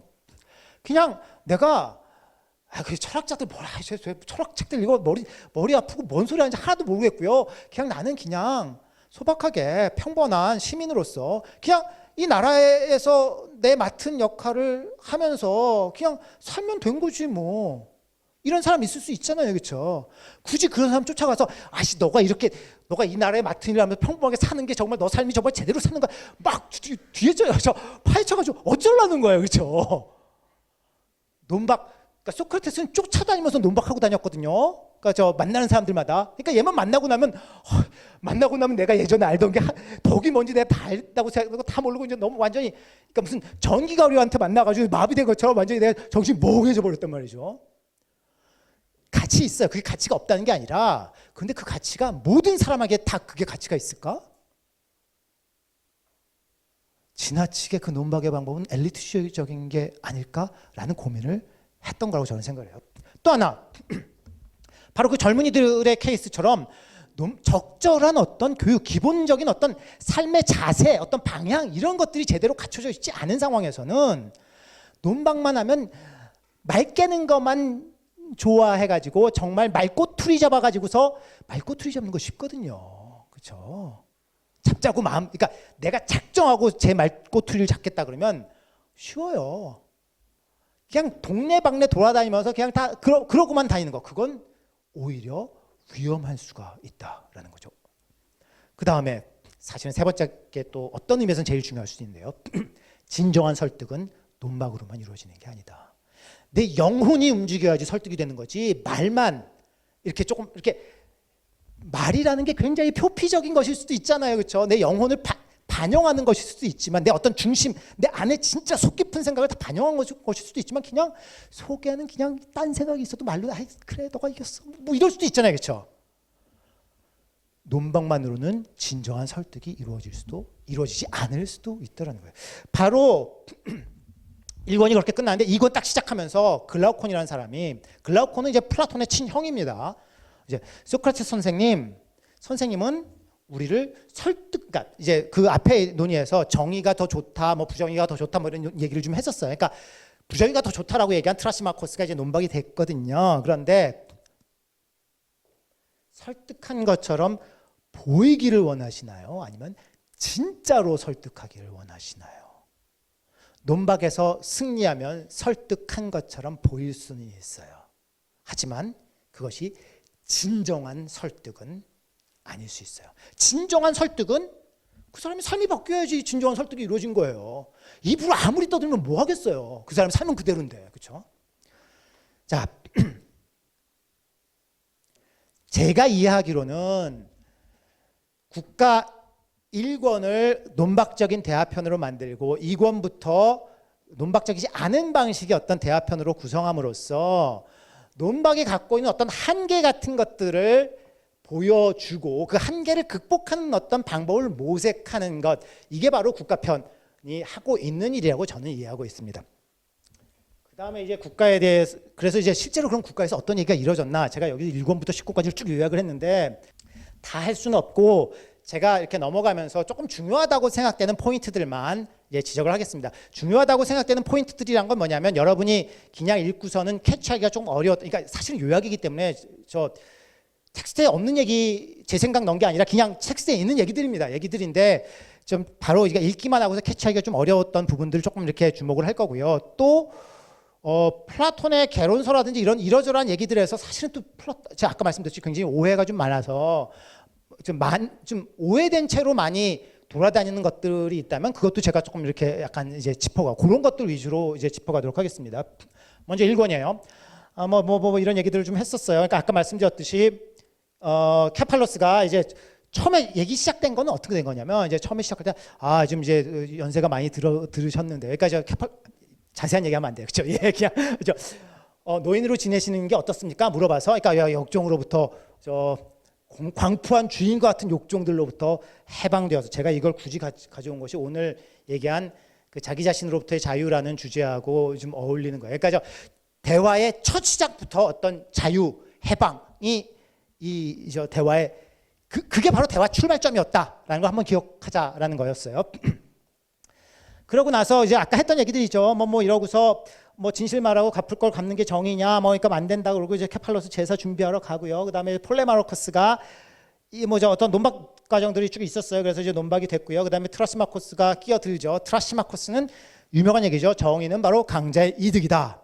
근데 이제 정의는 강자의 이득이다라는 얘기를 하면서 실질적으로 이제 트라시마코스가 하고 싶었던 얘기는 뭐냐면 정의라는 건 남한테만 좋은 일이지 자기한테는 하나 좋을 게 없어요. 그리고 그럼 결국에 뭐냐? 그럼 문제는 이제 내가 부정의한 게 사실은 진짜 좋은 건데 부정의할 때 문제는 걸려서 감옥 가는 게 문제예요. 그럼 지금 어떻게 해야지 되냐면 지혜와 용기를 발휘해서 걸리지 않도록 그러니까 지혜를 발휘해서 누구도 한테도 걸리지 않도록 부정의한 행동을 하고요. 그래도 혹시 걸리면 용기를 발휘해서 발각한 애들 다 죽여버리고 이제 말하자면 이런 게 발로 정말 뛰어납니다라고 이제 주장하는 게 트라시마코스예요. 그래서 찌질하게 백화점 가서 물건 훔치는 거는 그렇게 부정의하는 애들은 찌질한 애들이고요. 진짜 탁월한 사람, 진짜 덕을 갖춘 사람은 어떤 거냐면 나라를 훔치는 사람이에요. 쿠데타 딱 일으켜가지고 나라 딱 훔치고 그 다음에 그 백성들의 존경을까지 받아야 돼요. 존경을 받아야 돼요, 또 사실은. 그러니까 이 사람이 어떤 부정의 했다 안 했다가 중요한 게 아니라 부정의한 방식으로라도 어떤 나라를 하나 다 훔친 다음에 사람들한테부터 정의롭다는 칭송까지 받아야지 돼요. 그런 사람이 진짜 탁월한 사람이에요. 그게 최고지. 정의롭게 살아봐야 뭐하나? 이런 정의롭게 사는 건 순진한 애들, 멍청한 애들, 이게 이제 트라시마코스의 생각이에요. 근데 이제 논박을 당합니다. 그래서 이제 2권으로 넘어가죠. 2권 시작하면서 글라우콘이 세 종류의 조음을 구별합니다. 이게 사실 조금 중요해요. 이게 제가 생각하기로는 국가하고 관련해서 가장 많은 오해가 지금 통용되고 있는 게 바로 이 부분이라고 생각하는데요. 글라우콘은 세 종류의 조음을 얘기를 하면서 정의라는 것이 도대체 어느 셋 중에 어디에 속하냐라는 것을 이제 물어봐요. 이제 글라우콘은 이제 정의가 3번 결과 때문에만 좋은 겁니다. 소크라테스는 자체 때문에도 좋고 결과 때문에도 좋은 겁니다라고 얘기를 했어요. 이 구별은 그러니까 그 자체 때문에 좋은 것과 결과 때문에 좋은 것이란 구별이고 어떻게 생각해보면 굉장히 익숙한 구별인 것처럼 보여요. 그러니까 윤리학 수업 이제 대학에서 그러니까 철학 개론이라든지 아니면 윤리학 개론이나 이런 데서 윤리학 수업 들어보신 분들은 한테는 굉장히 익숙한 거예요. 그 자체 때문에 좋은 걸 추구하는 사람들, 의무론자들, 결과 때문에 좋은 걸 추구하는 자들, 이제 공리주의자들 이런 식으로 너무 익숙하기 때문에 이 부분을 제대로 이해들을 못해요. 지금 그렇게 익숙한 거는 오늘날 우리가 사실은 근대 이후에, 사실 근대 이후라기보다도 거의 한 18세기 이후에 만들어진 그 대비거든요. 그러니까 의무론과 어떤 공리주의, 결과주의, 의무론적인 윤리설과 결과론적 윤리설 이렇게 가지고. 근데 플라톤은 2500년 전이에요. 근데 이제 철학자들이 그 자체 결과 때문에 말만 듣고 이게 또 어떻게 사는지 좋은 거 이런 얘기 나오니까 딱 그 생각을 하게 되고 그거를 그대로 플라톤한테 적용을 시키거든요. 적용시키면 되게 안 맞는 부분이 굉장히 많음에도 불구하고 텍스트에 전혀 안 그렇다고 나옴에도 불구하고 텍스트에 나온 얘기를 무시해요, 그냥. 워낙 그 구별이 나한테 익숙한 그 구별을 가지고 이거를 보려다 보니까. 제가 많은 얘기 하기는 어렵는데요. 한 가지만 얘기하겠습니다. 그러니까 사실 그 자체 때문에와 결과 때문에라는 걸 말해요. 이렇게 제가 방금 말씀드렸던 식으로 오해하는 건 철학자들만 그래요. 철학물을 먹지 않은 사람들, 철학에 오염되지 않은 상식인들, 뭐 이런 사람들은 그 자체 때문에와 결과 때문에를 모르겠어요. 제가 생각하기엔 그런 식으로 생각 안 해요. 그러니까 저 상식적인 의미에서의 그 자체 때문에와 결과 때문에라고 생각하면 돼요. 상식적인 의미가 도대체 뭐냐? 예를 보면 돼요.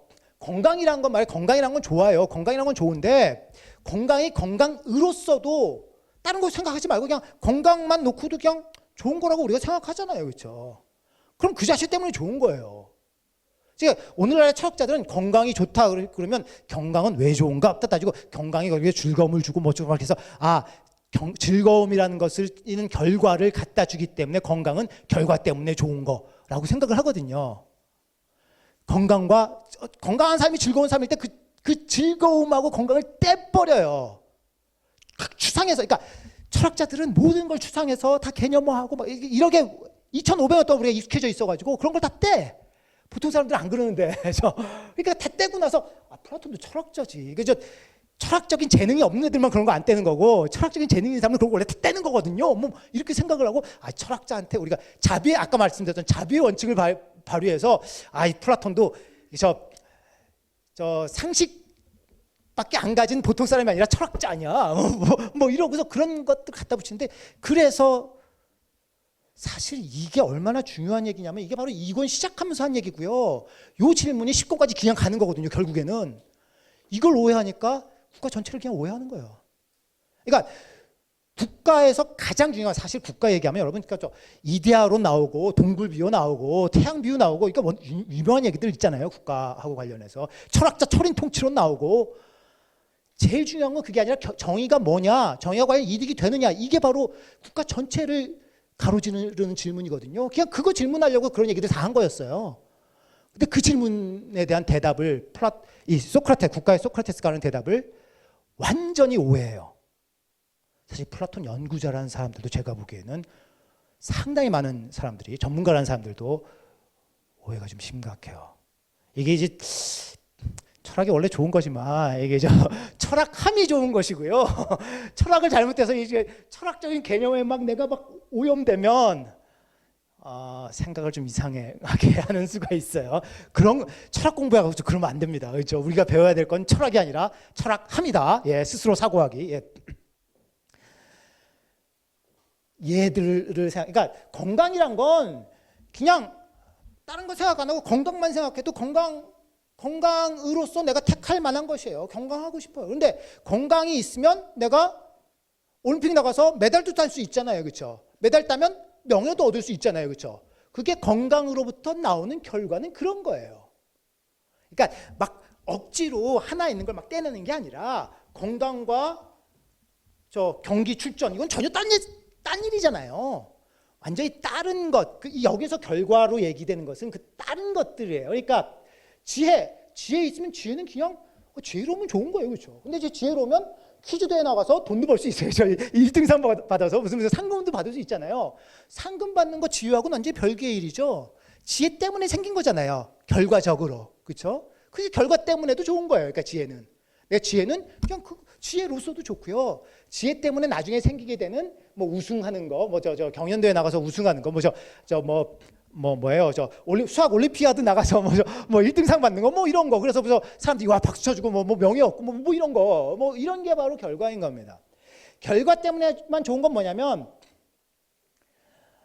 치료받는 게 뭐가 좋겠어요. 그러니까 물론 이것도 사실 인간이라는 게 굉장히 오묘한 존재여서 치료받는 걸 그 자체로 좋아하는 사람도 있을 수가 있어요. 나는 치과 치료받는 거에 어떤 패티시즘이 있어. 그래가지고 가가지고 귀에만 나면 치과 가서 이렇게 위에 있어. 너무 좋아. 이런 사람이 있을 수 있어요. 그런 사람은 이것도 즐거움을 그 자체로 추구하는 것이 아니라 치과 치료를 그 자체로 추구하는 사람인 겁니다. 그런 사람은. 그런데 그거는 보통 사람 말이 좀 특이한 사람이에요. 그렇죠? 특이한 사람이 있을 수 있어요. 별의별 특이한 사람들은, 그러니까 인간이란 건 워낙 오묘해서 이 세상에 어떤 것이라도 그 자체로 추구 못할 게 없어요. 어떤 사람은 일반적으로는 그렇죠. 누군가는 정말 이것도 예를 드는 건 너무 좀 그냥 그렇습니다. 그러니까 이제 말하자면 이런 거예요. 그러니까 그런데 보통 평균적인 사람들로 보자면 치과 치료받는 건 그 자체로 좋은 건 아니에요. 그렇죠? 치과 치료받는 거 좋아서 하는 건 아니에요. 그런데 이빨이 아픈데 치과 치료 받고 나면 이빨 아픈 게 없어지잖아요. 그렇죠? 그러니까 치과 치료받는 것과 나중에 치통이 없어지게 되는 것, 이것은 완전히 별개의 일이잖아요. 그런데 그 별개의 일이 나중에 치과 치료 때문에 생긴 거잖아요. 그렇죠? 이런 게 바로 결과인 겁니다. 근데 내가 치과 치료를 왜 받아요? 치과 치료를 받는 게 너무 좋아가지고 하는 그 특수한 사람을 빼놓고 나면 다른 사람들은 치통 없애는 그런 어떤 결과를 원해서 치과 치료 받는 것을 감수하는 거죠. 그렇죠? 자, 이게 세 번째로 좋은 거예요. 그것도 좋은 것이긴 해요. 치과 치료 받는 거 좋은 거죠. 그 자체로 좋은 건 아니지만 뭐 그런 겁니다. 글라우콘이 보기에는, 그러니까 이제 글라우콘의 이 얘기는 그러니까 트라시마코스의 주장을 조금 이렇게 말하자면 확장시킨 거라고 스스로 얘기하고 있고 실제로도 그래요. 그러니까 그 자체로와 결과 때문에 한 걸 구별함으로써 그러니까 좀 약간 그 문제를 조금 더 세련화시킨 것입니다. 자, 정의라는 거 사람들이 다 좋다고 그래. 좋은 건 맞아. 그리고 당신도 논박, 그러니까 트라시마코스 정의라는 게 나쁘다고 했다가 논박도 당했어. 그거 다 좋아요. 그런데 사실 진짜 중요한 건 정의가 왜 좋은가라는 거예요. 정의로우면 사람들이 저 사람 정말 정의로운 사람이네 라고 칭찬해줘요. 명예가 있어요. 정의로운 사람이다 라는 어떤 명예가 있어요. 또 하나, 정의로우면 내가 부정의하면 저 사람이 제가 쟤랑 거래하고 나면 뭔가 좀 찜찜해. 거래 안 해요. 그러면 정의로운 사람이다라는 평판을 갖게 되면 그 사람들이 쟤는 좀 믿을 만한 사람이니까 쟤랑 거래해도 돼. 그러니까 저 장사도 잘 될 수가 있어요. 기업 활동도 잘할 수 있어요. 돈도 생길 수 있어요. 정의로워가지고. 그런 것들 때문에 정의로운 거지 그 자체로는 추구할 만한 게 아니거든요. 물론 또 부정했다가 감옥 가면 감옥 가는 건 또 나빠요. 그렇죠? 그러니까 감옥 안 가는 건 그 자체로 좋은 일이에요. 근데 정의로운 건 감옥 안 가는 거에 어떤 수단? 그러니까 그 정도로만 생각하는 거예요. 이게 글라우콘의 생각이에요.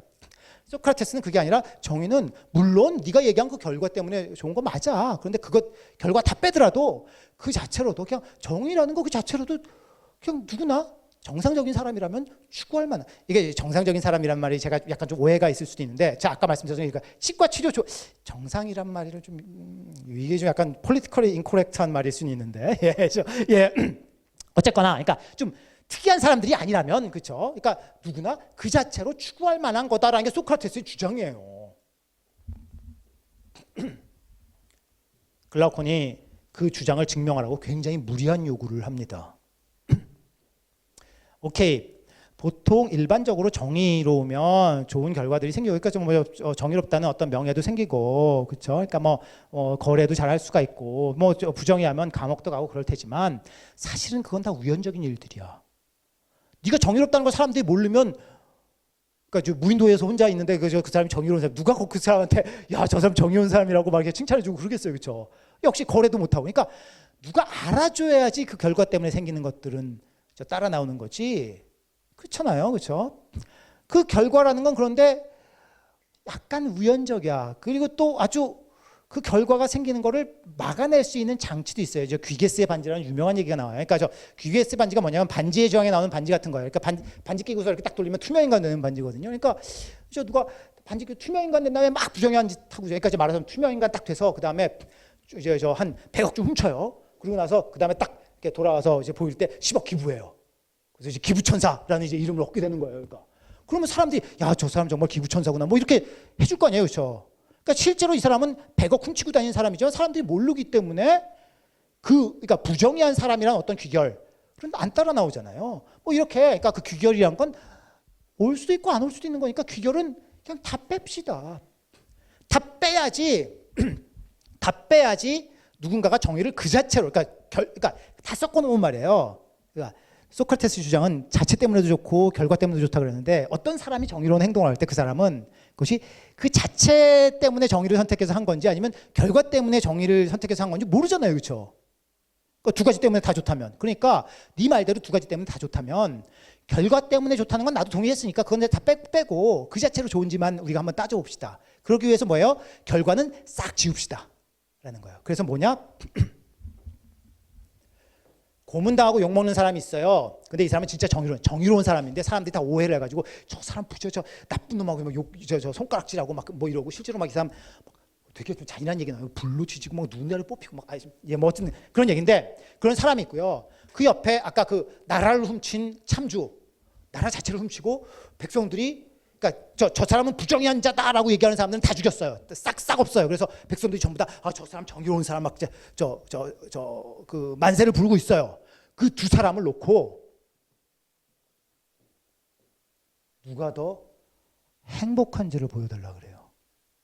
이게 정의가 그 자체로 좋다라는 것을 보여주세요라는 얘기는 뭐냐면 정의로운 사람이 딴 거 하나도 없어도 행복하다는 걸 보여주세요라는 얘기인 겁니다. 글라우콘의 이게 지금 이거 구분하고 나서 바로 조금 뒤에 나오는 얘기거든요. 아까 말씀드렸던 행복은 결과주의 윤리설 이렇게 딱 얘기하면 정의로운 사람은 행복합니다. 그러니까 정의는 결과 때문에 좋은 거다라고 그냥 생각을 해요. 그래서 이게 바로 아까 지금 말씀드렸던 국가에 대한 결정적인 오해입니다. 정의가 그 자체로 좋다라는 얘기가 국가 9권까지 계속 가고 사실 국가 10권까지도 계속 가는 건데 많은 사람들이 국가 4권에서 그 논의는 끝났다고 생각하는 사람이 많아요. 그 뒤에 얘기들은 결과 때문에 좋은 얘기를 했다고 막 그런 사람들이 많아요. 사실은 그런데 소크라테스가 10권 중간쯤에 가서 자 이제 그 자체로 좋은 얘기 이제 다 했으니까 이제부터 결과 때문에 좋다는 얘기 이제부터 해보자 그러거든요.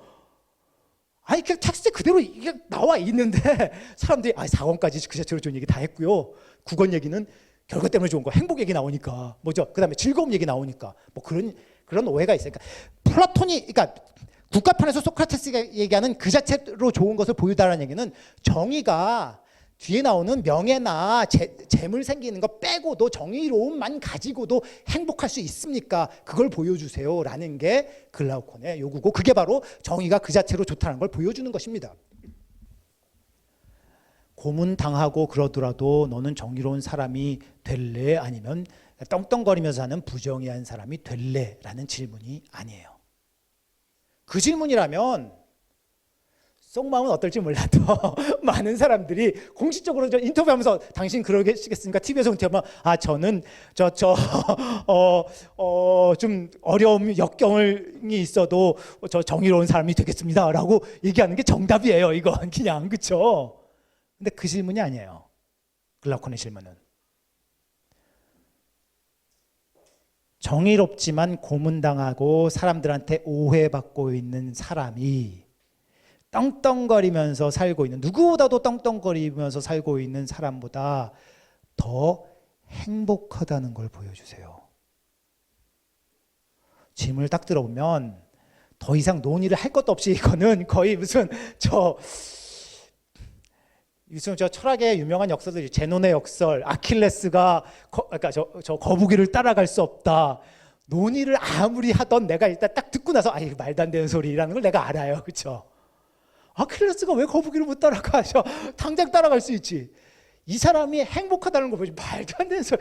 네가 백날 와서 무슨 얘기를 다 하더라도 말도 안 돼. 가장 불행한 사람이 상당히 가장 행복한지 모르겠지만 상당히 행복한 사람보다 더 행복하다는 걸 보여주세요. 이런 얘기인 것 같아요. 거의 그렇죠. 무리한 요구입니다. 너무나도 무리한 요구이기 때문에 이거에 대답하기 위해서는 소크라테스가 정의가 도대체 뭔지를 얘기 안 하고선 이거에 대답할 수가 아예 시작부터 불가능해요. 대답하는 것이.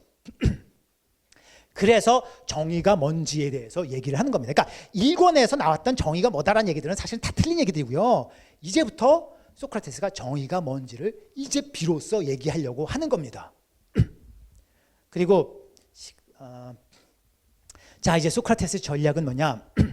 자 그런데 정의가 뭔지를 도대체 어떻게 알겠어? 너무 감이 없어. 우리가 1권 내내 얘기하고선 뭔지 하나도 몰랐거든요. 그럼 이제 어떻게 하냐? 자 가만히 보니까 정의로운 사람도 있네요. 근데 정의로운 나라도 있잖아. 나라도 정의가 있잖아. 그런데 정의로운 사람은 사람 안에 있는 그 정의라는 게 뭔지를 찾는데 내가 지금까지 얘기하다 실패했어. 잘 모르겠어. 그런데 나라는 사람보다는 좀 크니까 나라에서 정의는 우리가 좀 찾으려면 좀 찾을 수도 있지 않을까? 혹시 좀 찾기가 그래도 좀 쉽지 않을까? 그래서 일단 먼저 나라에서의 정의를 한번 살펴봅시다. 그리고 나라에서 정의를 찾고 나면은 그러면 그 나라에서 정의가 이런 거였으면 그 나라도 정의가 있는 정의로운 나라고 얘도 정의로운 사람이라면 둘 다 정의롭다라는 점에서 좀 공통점이 있을 테니까 정의로운 나라를 한번 살펴봤으면 정의로운 사람이 어떤 사람인지도 좀 우리가 좀 이렇게 살펴보는데 좀 도움을 얻을 수 있지 않겠냐라는 겁니다. 그래서 오케이 이제 그러니까 먼저 정의로운 나라를 한번 살펴봐야지 되겠다. 근데 정의가 뭔지를 모르기 때문에 정의로운 나라를 바로 만들 수는 없잖아요, 그렇죠? 그러니까 그럼 어떻게 하냐? 아주 그죠 이상국가 최선의 나라를 이제 한번 생각해 보자. 말로 한번 만들어 보자. 우리 그러니까 얘기를 통해서 좋은 나라를 한번 만들면 그 좋은 나라는 뭐 좋은 것들 다 갖고 있을 테고 정의도 갖고 있지 않겠냐. 뭐 이런 겁니다. 그래서 소위 이상국가 얘기가 등장한 거예요. 플라톤의 제목이 국가라고 되어 있지만 국가 얘기는 이렇게 말하자면 원래 주제가 아니라 정의가 뭔지 얘기하다가 중간에 등장하게 되는 겁니다. 이것도 기억할 이유가 좀 있어요. 플라톤의 국가는 굉장히 다양한 책이어서 철학의 모든 영역이 사실 거기에 다 들어가 있다고 볼 수가 있는데 제목이 국가다 보니까 이게 좀 너무 정치 철학에만 관련된 것으로 생각하는 경우가 많아요. 그러니까 바로 이 전체주의 플라톤의 국가는 전체주의를 옹호한 뭐 얘기다. 뭐 그다음에 뭐 이상 국가에서 뭐 어떻게 뭐 이런 종류의 얘기들이 이제 많은데 사실 이건 다 말하자면 국가 전체의 틀에서 보자면 중심가지보단 약간 옆에 가 있는 가지입니다. 그런데 제목을 왜 국가라고 이름을 붙여서 그런 오해를 사게 하나요? 그 얘기는 제가 조금 이따가 하겠습니다. 자, 그래서 이상 국가라는 걸 만드는데 어떻게 하냐? 그런데 자 이제 한 사람이 모든 일을 다 하는 것보다 이렇게 좀 분업을 하는 게 조금 효율적이지 않겠냐? 그러니까 좀 분업을 합시다. 분업을 하는데 그래서 구두 만드는 사람은 구두만 만들고, 그렇죠? 그러니까 뭐 농사 짓는 사람은 농사만 짓고 뭐 이런 식으로 이제 분업을 했어요. 분업을 하는데 그 다음에 생산자하고 이제 수호자도 구별을 했어요. 그런데 이제 수호자의 특성으로 뭐 기타 이것도 철학자계 지혜를 사랑하는 필로소퍼 독의 얘기를 이게 좀 농담인데 이것도 하나 또 좀 중요해요. 제가 이 얘기를 굳이 가져온 게 제가 아까 크세노폰의 소크라테스는 좀 근엄하고 상식적인 사람이고 아리스토파네스의 소크라테스는 완전히 망나니 비슷한 사람이잖아요. 플라톤의 소크라테스는 그 중간입니다. 우리가 플라톤 하면 국가 전체주의, 플라톤 이데아, 이제 엄숙한 사람 이렇게 생각하기가 되게 쉬운데 사실 플라톤이 묘사하고 있는 소크라테스는 굉장히 재기발랄한 사람이에요. 농담을 안 하고 넘어가면 뭔가 속에서 자꾸 막 이렇게 한참 동안 농담을 안 하고서 넘어갔어. 이 와중에 좀 농담 하나 해야 될 것 같은데 대한 어떤 강박관념을 갖고 있는 사람이에요, 거의. 그래서 곳곳에서 농담이 등장을 해요. 좀 지나치게 경박스러워 보이는 그런 소크라테스의 모습이 나오는 경우도 있고요. 그러니까 제일 좀 진중한 소크라테스가 등장한 게 이제 파이돈인데 파이돈은 지금 죽는 날이거든요. 사형선고 받고 죽는 날 바로 죽기 직전에 막 농담 따먹게 하는 건 좀 약간 안 어울리잖아요. 그 와중에도 얘가 좀 얘는 좀 이 사람이 좀 농담을 하려고 막 이러고 애쓰는 사람이고요. 국가는 농담으로 가득 차 있는 것까지는 아닌데 농담이 굉장히 많이 나와요, 국가에도. 그러니까 국가 이게 도대체 뭐 이런 이상한 소리가 나왔지 그러면 농담이라고 생각하시면 되겠습니다. 어쨌든 간에 그래서 이제 수호자 교육 얘기가 나와요. 시과 신체 단련 얘기가 나오고요. 그 다음에 이제 통치자 선발해야지 되는 게 나오는데 이제 통치자 선발할 때는 나라에 이득되는 것을 이제 무엇보다 나라에 이득되는 것을 해야지 된다는 신념을 가장 잘 지키는 사람, 그 신념을 수호하는 사람을 통치자로 세워진다. 뭐 이런 얘기가 나오고요. 그 다음에 이제 그 나라의 어떤 도대체 이 나라가 그래서 지혜는 있고 용기도 있고 절제 혹은 분별도 있고 정의도 있다. 근데 정의란 건 뭐냐? 새 집단, 그 생산자 집단은 생산활동 잘하고요. 전사 집단은 나라 잘 지키고요. 통치자 집단은 나라 잘 통치하고요. 그게 바로 정의로운 거지라고 이제 얘기를 하게 돼요. 그래서 그러니까 결국 나라의 정의란 건 뭐냐면, 근데 이 사람들이 뭐냐면 다 자기 적성에 맞는 일들을 하는 거거든요. 분업의 원리 자체가 적성에 맞는 일들을 하는 거였어요. 그러니까 뭐냐면 나는 돈이 땡겨 원래 사람이 사실 많은 사람들이 돈을 사랑하기 마련이에요. 소크라테스가 이걸 부정하지 않습니다. 나라의 대부분의 사람들은 돈 사랑하기 마련이다라는 걸 인정해요. 그리고 그 대부분의 사람들은 생산활동 하시면 돼요. 돈 버는 일을 하시면 돼요. 돈 사랑하는 사람 돈 벌어야지. 왜 돈 사랑하면서 딴 일 하려고 그러지 말라는 거야. 네가 돈을 사랑하잖아. 그러니까 돈 사랑하면서 정치하려고 그러면 정치를 통해서 돈을 벌려고 그래. 나라를 잘 이렇게 다스리는 게 아니라 너 돈 사랑하는 사람 분명하지. 생산활동하세요. 경제활동하세요. 왜 정치하려고 그래. 뭐 이런 겁니다. 네가 군인은 뭐냐면 나라를 지키는 것이 가장 명예로운 일이에요. 그러니까 네가 저 명예를 사랑하는 사람은 나는 돈보다는 명예가 더 좋은데 그러면 나라 지키세요. 나라 지킨다고 돈 사랑 이제 오늘날은 모든 사람이 돈을 사랑해서 돈 사랑하면서 군인 되려고 그러니까 자꾸 무슨 방산비rim을 해가지고 군인하면서 그러니까 그걸로 돈을 벌려고 그래. 그러니까 안 된다는 거예요. 그러니까 이제 말하자면 돈 사랑하시는 분은요 경제활동 하시고요. 명예 사랑하는 사람이 나라 지키시고요. 왜냐하면 나라 지키는데 명예가 있는 거니까. 통치는 좀 뭔가 좀 제대로 할 줄 아는 사람이 통치를 해야지 되겠어요. 그죠? 무능력자한테 맡겨놓으면 나라 말아먹으니까. 그래서 지혜를 사랑하는 사람이 통치하시고요. 그런 게 바로 정의로운 겁니다. 라는 게 이제 소크라테스의 얘기입니다. 이것하고 맞춰서 이제 영혼도 그런데 이제 보니까 뭐 영혼도 그렇게 부분들이 있다 뭐 이런 얘기를 하고요. 넘어갑니다. 그 부분들이 요 얘기가 좀 중요해요. 그 부분들이 다 자기 일을 하는 사람이 정의로운 사람인데요.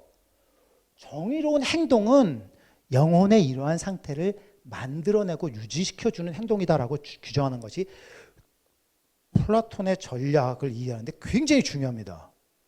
자, 뭐냐? 정의가 그 자체로 좋다라고 그랬잖아요. 정의로운 사람은 행복하다라는 걸 보여달라고 그랬어요. 그런데 역시 누군가가 나 정의로운 사람이면서 너무 아까 저 치과 치료 받으면서 너무 기뻐 이런 사람이 있을지 약간 이런 말 써도 되는지 약간 좀 변태죠, 그렇죠? 저 치과 치료 받는 좀 심한 말인가? 예, 근데 그 말하자면 정의로운 게 너무나도 막 좋아. 약간 변태예요, 말하자면. 그런 사람 변태란 말은 좀 심한데요. 그러니까 그렇죠? 그러니까 그런 사람이 어디 있어, 그렇죠? 있을 수 있다는 걸 내가 인정해. 치과 치료 받는 것도 그 자체로 좋아하는 사람이 있는 것처럼 정의로운 애는 막 그러니까. 있을 수는 있어요. 변태는 좀 너무 심한 말이다. 그렇죠? 예, 그렇죠. 있을 수는 있어요. 근데 어쨌거나 약간 좀 특이한 사람이야. 근데 지금 소크라테스는 그렇게 특이한 사람 얘기를 하는 게 아니잖아요.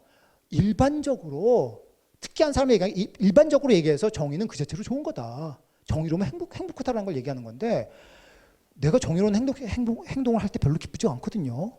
그 자체로 추구하고 싶지 않거든요. 이거니까 저 정의를 그 자체로 좋다는 걸 얘기할 때 정의로운 행동만 가지고 얘기하면 이것도 애초에 가능하지가 않은 얘기예요. 소크라테스는 정의로운 행동과 정의로운 사람을 구별합니다. 정의로운 사람이 되면 그것이 바로 행복한 거예요. 근데 나는 정의로운 사람이 아니기 때문에 그러니까 나는 정의로운 게 너무 아까 얘기했듯이 그 약간 특이한 사람들 빼면 다 정의로운 행동하는 게 즐겁지가 않거든요. 왜 그러냐면 니네들이 전부 다 부정의한 사람들이어서 그래요. 정의가 그 자체로 즐거운 거는 정의로운 사람이 행복한 거고 정의로운 사람은 참 정의로운 행동하는 게 즐거울 수 있어요. 근데 대부분의 사람은 정의롭지가 않아. 그러니까 정의로운 행동하는 게 즐겁지가 않아요. 그럼 나는 도대체 왜 정의로운 행동을 해야 돼? 정의로운 행동을 하면 정의로운 사람이 돼요. 정의로운 영혼의 상태를 만들어내고 유지시켜주게 된다라는 겁니다. 그래서 건강한 행동이 아까 치과 치료 받는 거 건강한 행동이죠. 그것이 건강을 만들게 그 자체로 내가 별로 하고 싶지 않아도 그렇죠. 근데 저 치과 치료보다도 내가 운동하는 거 말이에요. 그 자체로 하고 싶어하는 사람도 있고 그렇지 않은 사람들도 있을 수 있어요, 그렇죠, 그렇죠. 근데 운동하는 걸 그 자체로 좋아하는 사람은 건강한 사람이에요. 운동하는 게 너무 싫은 사람 건강한 사람 아니에요. 근데 건강하지 않은 사람도 운동은 해야 돼요, 그렇죠. 왜 해요, 도대체? 그러니까 도대체 운동하는 거 나는 싫어 죽겠는데 그래도 가서 해. 왜 해? 건강해지려고. 왜? 건강은 그 자체로 좋은 거니까. 정의로운 행동 하기 싫어도 해야 돼. 왜? 정의로운 사람 되려고. 왜? 정의로운 사람은 정의는 그 자체로 좋은 거니까. 이게 이제 소크라테스 전략입니다. 그 다음에 이제 이까지가 이제 4권까지 얘기해요. 그리고 이제 5권에 가면 여담 얘기가 나오는데 5권부터 7권 아까 동굴 비유 이데아 얘기는 전부 다 여담이에요. 그리고 거기에 진짜 이상한 얘기 다 나와요. 그러니까 무슨 여자하고 남자가 다 이렇게 빨가벗고 막 저 체육 같이 해야지 뭐 이런 얘기들 나오고 이런 게 농담인 거거든요. 이걸 진지하게 보고 거기서 날짜 맞춰서 뭐저 합방시키고 뭐 진짜 이상한 얘기들이 나오는데 이거는 아리스토파네스의 민회의 연인들 이런 어떤 그 희극들 패러디예요. 국가 5권은. 그러니까 그 비슷한 얘기들이 나와 있는 아리스토파네스의 희극이 있고요. 그걸 약간 좀 변형시킨 그 패러디한 것들입니다. 패러디, 그러니까 농담이라고 해서 완전히 농담이기만 한 건 아니에요. 거기에 농담의 어떤 진심 이런 게 막 다 섞여 있는 거죠. 어쨌거나 약간 좀 재밌는 얘기를 하는데 어쨌든 간에 이 나라 그 여담 얘기는 뭐냐면 이런 나라가 정말 가능합니까? 이런 나라 뭐 이런 얘기를 할 때 이런 나라의 특징으로서 이제 세 가지를 얘기를 하는데 하나는 수호자 집단은 전부 다 한 가족이에요. 문자 그대로 한 가족이에요. 그러니까 서로 모두가 남편 부인이고 서로 모두가 아들 자식이고 그러니까 진짜 아버지는 그러니까 생물학적인 아버지는 누군지 몰라요. 그냥 수호자 한 가족이어서 그냥 나이 또래가 그러면 다 아버지라고 생각하고 뭐 그런 거고요. 사유재산 당연히 없고요. 그러니까 이제 저 국가가 공산주의를 얘기했다 그러는데 이거는 사실은 수호자 집단만 얘기하고요. 얘네들은 돈 사랑하는 애들이 아니거든요. 돈 사랑하는 사람은 경제활동 하시고요. 돈 버세요. 근데 돈 사랑하는 사람, 그러니까 나는 돈 사랑하는 사람 아니에요. 그래서 속으로는 사실 돈 사랑하는 사람인 경우에 말이죠. 그럼 가서 저 나라 지키거나 저 나라를 다스리거나 이러면서 거기서 또 돈 챙길 일을 할 텐데 이 사람들은 아예 돈이 없어요. 그러니까 저 사유재산이 없어요. 그러니까 난 사유재산 왜 나한테 사유재산을 뺏어? 난 사유재산 갖고 싶어. 알았어, 생산자 하세요. 그러는 겁니다. 그러면 사유재산 갖고 싶으면서 왜 정치를 하려 그래? 왜 군인이 되려 그래? 뭐 이런 겁니다. 자, 그렇고요. 그 다음에 이것도 좀 이제 여자도 통치를 해야지 된다는 얘기가 나와요. 이것도 사실 당시에는 굉장히 좀 이제 이상한 얘기였고 세 번째가 철학자가 통치자가 돼야지 이 모든 게 가능하다라는 얘기를 이제 하고요. 그 얘기하면서 그러니까 왜 그러냐? 철학자가 뭐 저 이데아 얘기가 그래서 나온 거예요. 철학자는 모든 걸 다 알아야 돼. 아무리 어려운 상황 속에서도 정확한 제대로 된 판단을 내릴 수가 있어야지 돼. 근데 우리가 이 세상에 있는 것들은 전부 다 이럴 땐 이렇고 저럴 땐 저런데 정말 이 세상에 있는 것들만 봐가지고선 어떻게 모든 상황이란 건 포텐셜이 무한히 많은 상황이기 때문에 내가 그동안 아무리 많은 상황을 경험했어도 새로운 상황이 발생할 수 있거든요. 그러니까 지금까지 나왔던 상황들만 본 거 가지고 새로운 상황에 내가 대처할 수가 없어요. 그것만 가지고. 그러니까 뭘 해야 되냐면 요걸 넘어서는 이 모든 것들을 다 포괄할 수 있는 이데아까지 볼 수 있어야지 전혀 새로운 상황에도 대처할 수 있다. 뭐 이러면서 이데아 얘기가 나온 거고요. 철학자는 다른 종류의 덕들도 갖고 있는 사람이고요. 또 중요한 얘기가 그 시민들의 대중적인 덕을 만들어내는 사람이에요. 엘리트만 양성하는 사람이 아니라 이 지도자가 제대로 돼야지 시민들을 다 덕 있는 사람들로, 그러니까 아주 엘리트적인 덕까지는 몰라도 적어도 대중적인 덕은 누구나 다 가진 그런 사람들로 만들 수 있다. 뭐 이런 것이고요. 근데 이제 철학자는 그런데 이제 모든 걸 다 알려니까 조음의 이데아까지 알아야 된다 이런 얘기를 하면서 태양 비유, 동굴 비유 나오고 수학 10년 배워야 돼요. 철학은 5년만 배워도 돼요. 이게 20살부터 30살까지, 그러니까 대학 들어와서 박사학위 받을 때까지는 수학만 공부해야지 돼요. 말하자면. 그리고 그 다음에 철학은 그 다음에. 그리고 철학 공부하고 나면 15년 동안 실무 또 해야지 돼요. 실무를 좀 보고 나서 그 다음에야 비로소 이제 조음의 이데아 보는 일을 할 수 있고 조음의 이데아까지 봤을 때 그 다음에 이제 통치자가 될 수가 있는 겁니다. 교육 50년 교육 받아야지 그 다음에 통치자 될 수 있어요. 예. 그리고 통치가 되면 그것도 돌아가면서 이렇게 통치를 해요. 그러니까 원래 아테네가 이제 저 통치자 때 1년씩 돌아가면서 하는 거기 때문에 그냥 돌아가면서 이렇게 돌아가면서 하고 얘네들은 원래 통치하는 게 별로 좋지가 않은 애들이거든요. 나는 계속 공부하고 싶은 애들이기 때문에 그래서 돌아가는 것도 억지로 좀 약간 이제 의무감에 따라서 이제 저 1년 정도 하고 뭐 이런 사람들이에요. 그다음에 이제 8권부터는 이제 말하자면 그러니까 정의로운 사람과 부정의한 사람을 대비하기 위해서 이때 드디어 오늘의 주제인 민주정이 나왔어요. 명예정, 과두정, 민주정, 참주정. 민주정은 평등과 멋대로 할 수 있는 자유가 넘치는 나라고 참주정은 대중선동작가가 지배하는 나라예요. 그러니까 말하자면 이게 바로 히틀러를 예언한 얘기입니다. 그러니까 민주적인 선거에 의해서 히틀러가 선출되잖아요. 그런 것처럼 사실 제가 정치적인 측면에서 보자면 플라톤의 민주정 비판의 가장, 그러니까 당대 아테네인들한테 와닿을 얘기는 뭐냐면 민주정 하다 보면 참주정 됩니다. 자연스럽게. 그리고 그 역사적으로 말하자면 저 나치 독일에서 우리가 그걸 봤어요. 그게 이제 사실은 아테네인들한테 먹힐 수 있는 민주정 비판이었어요.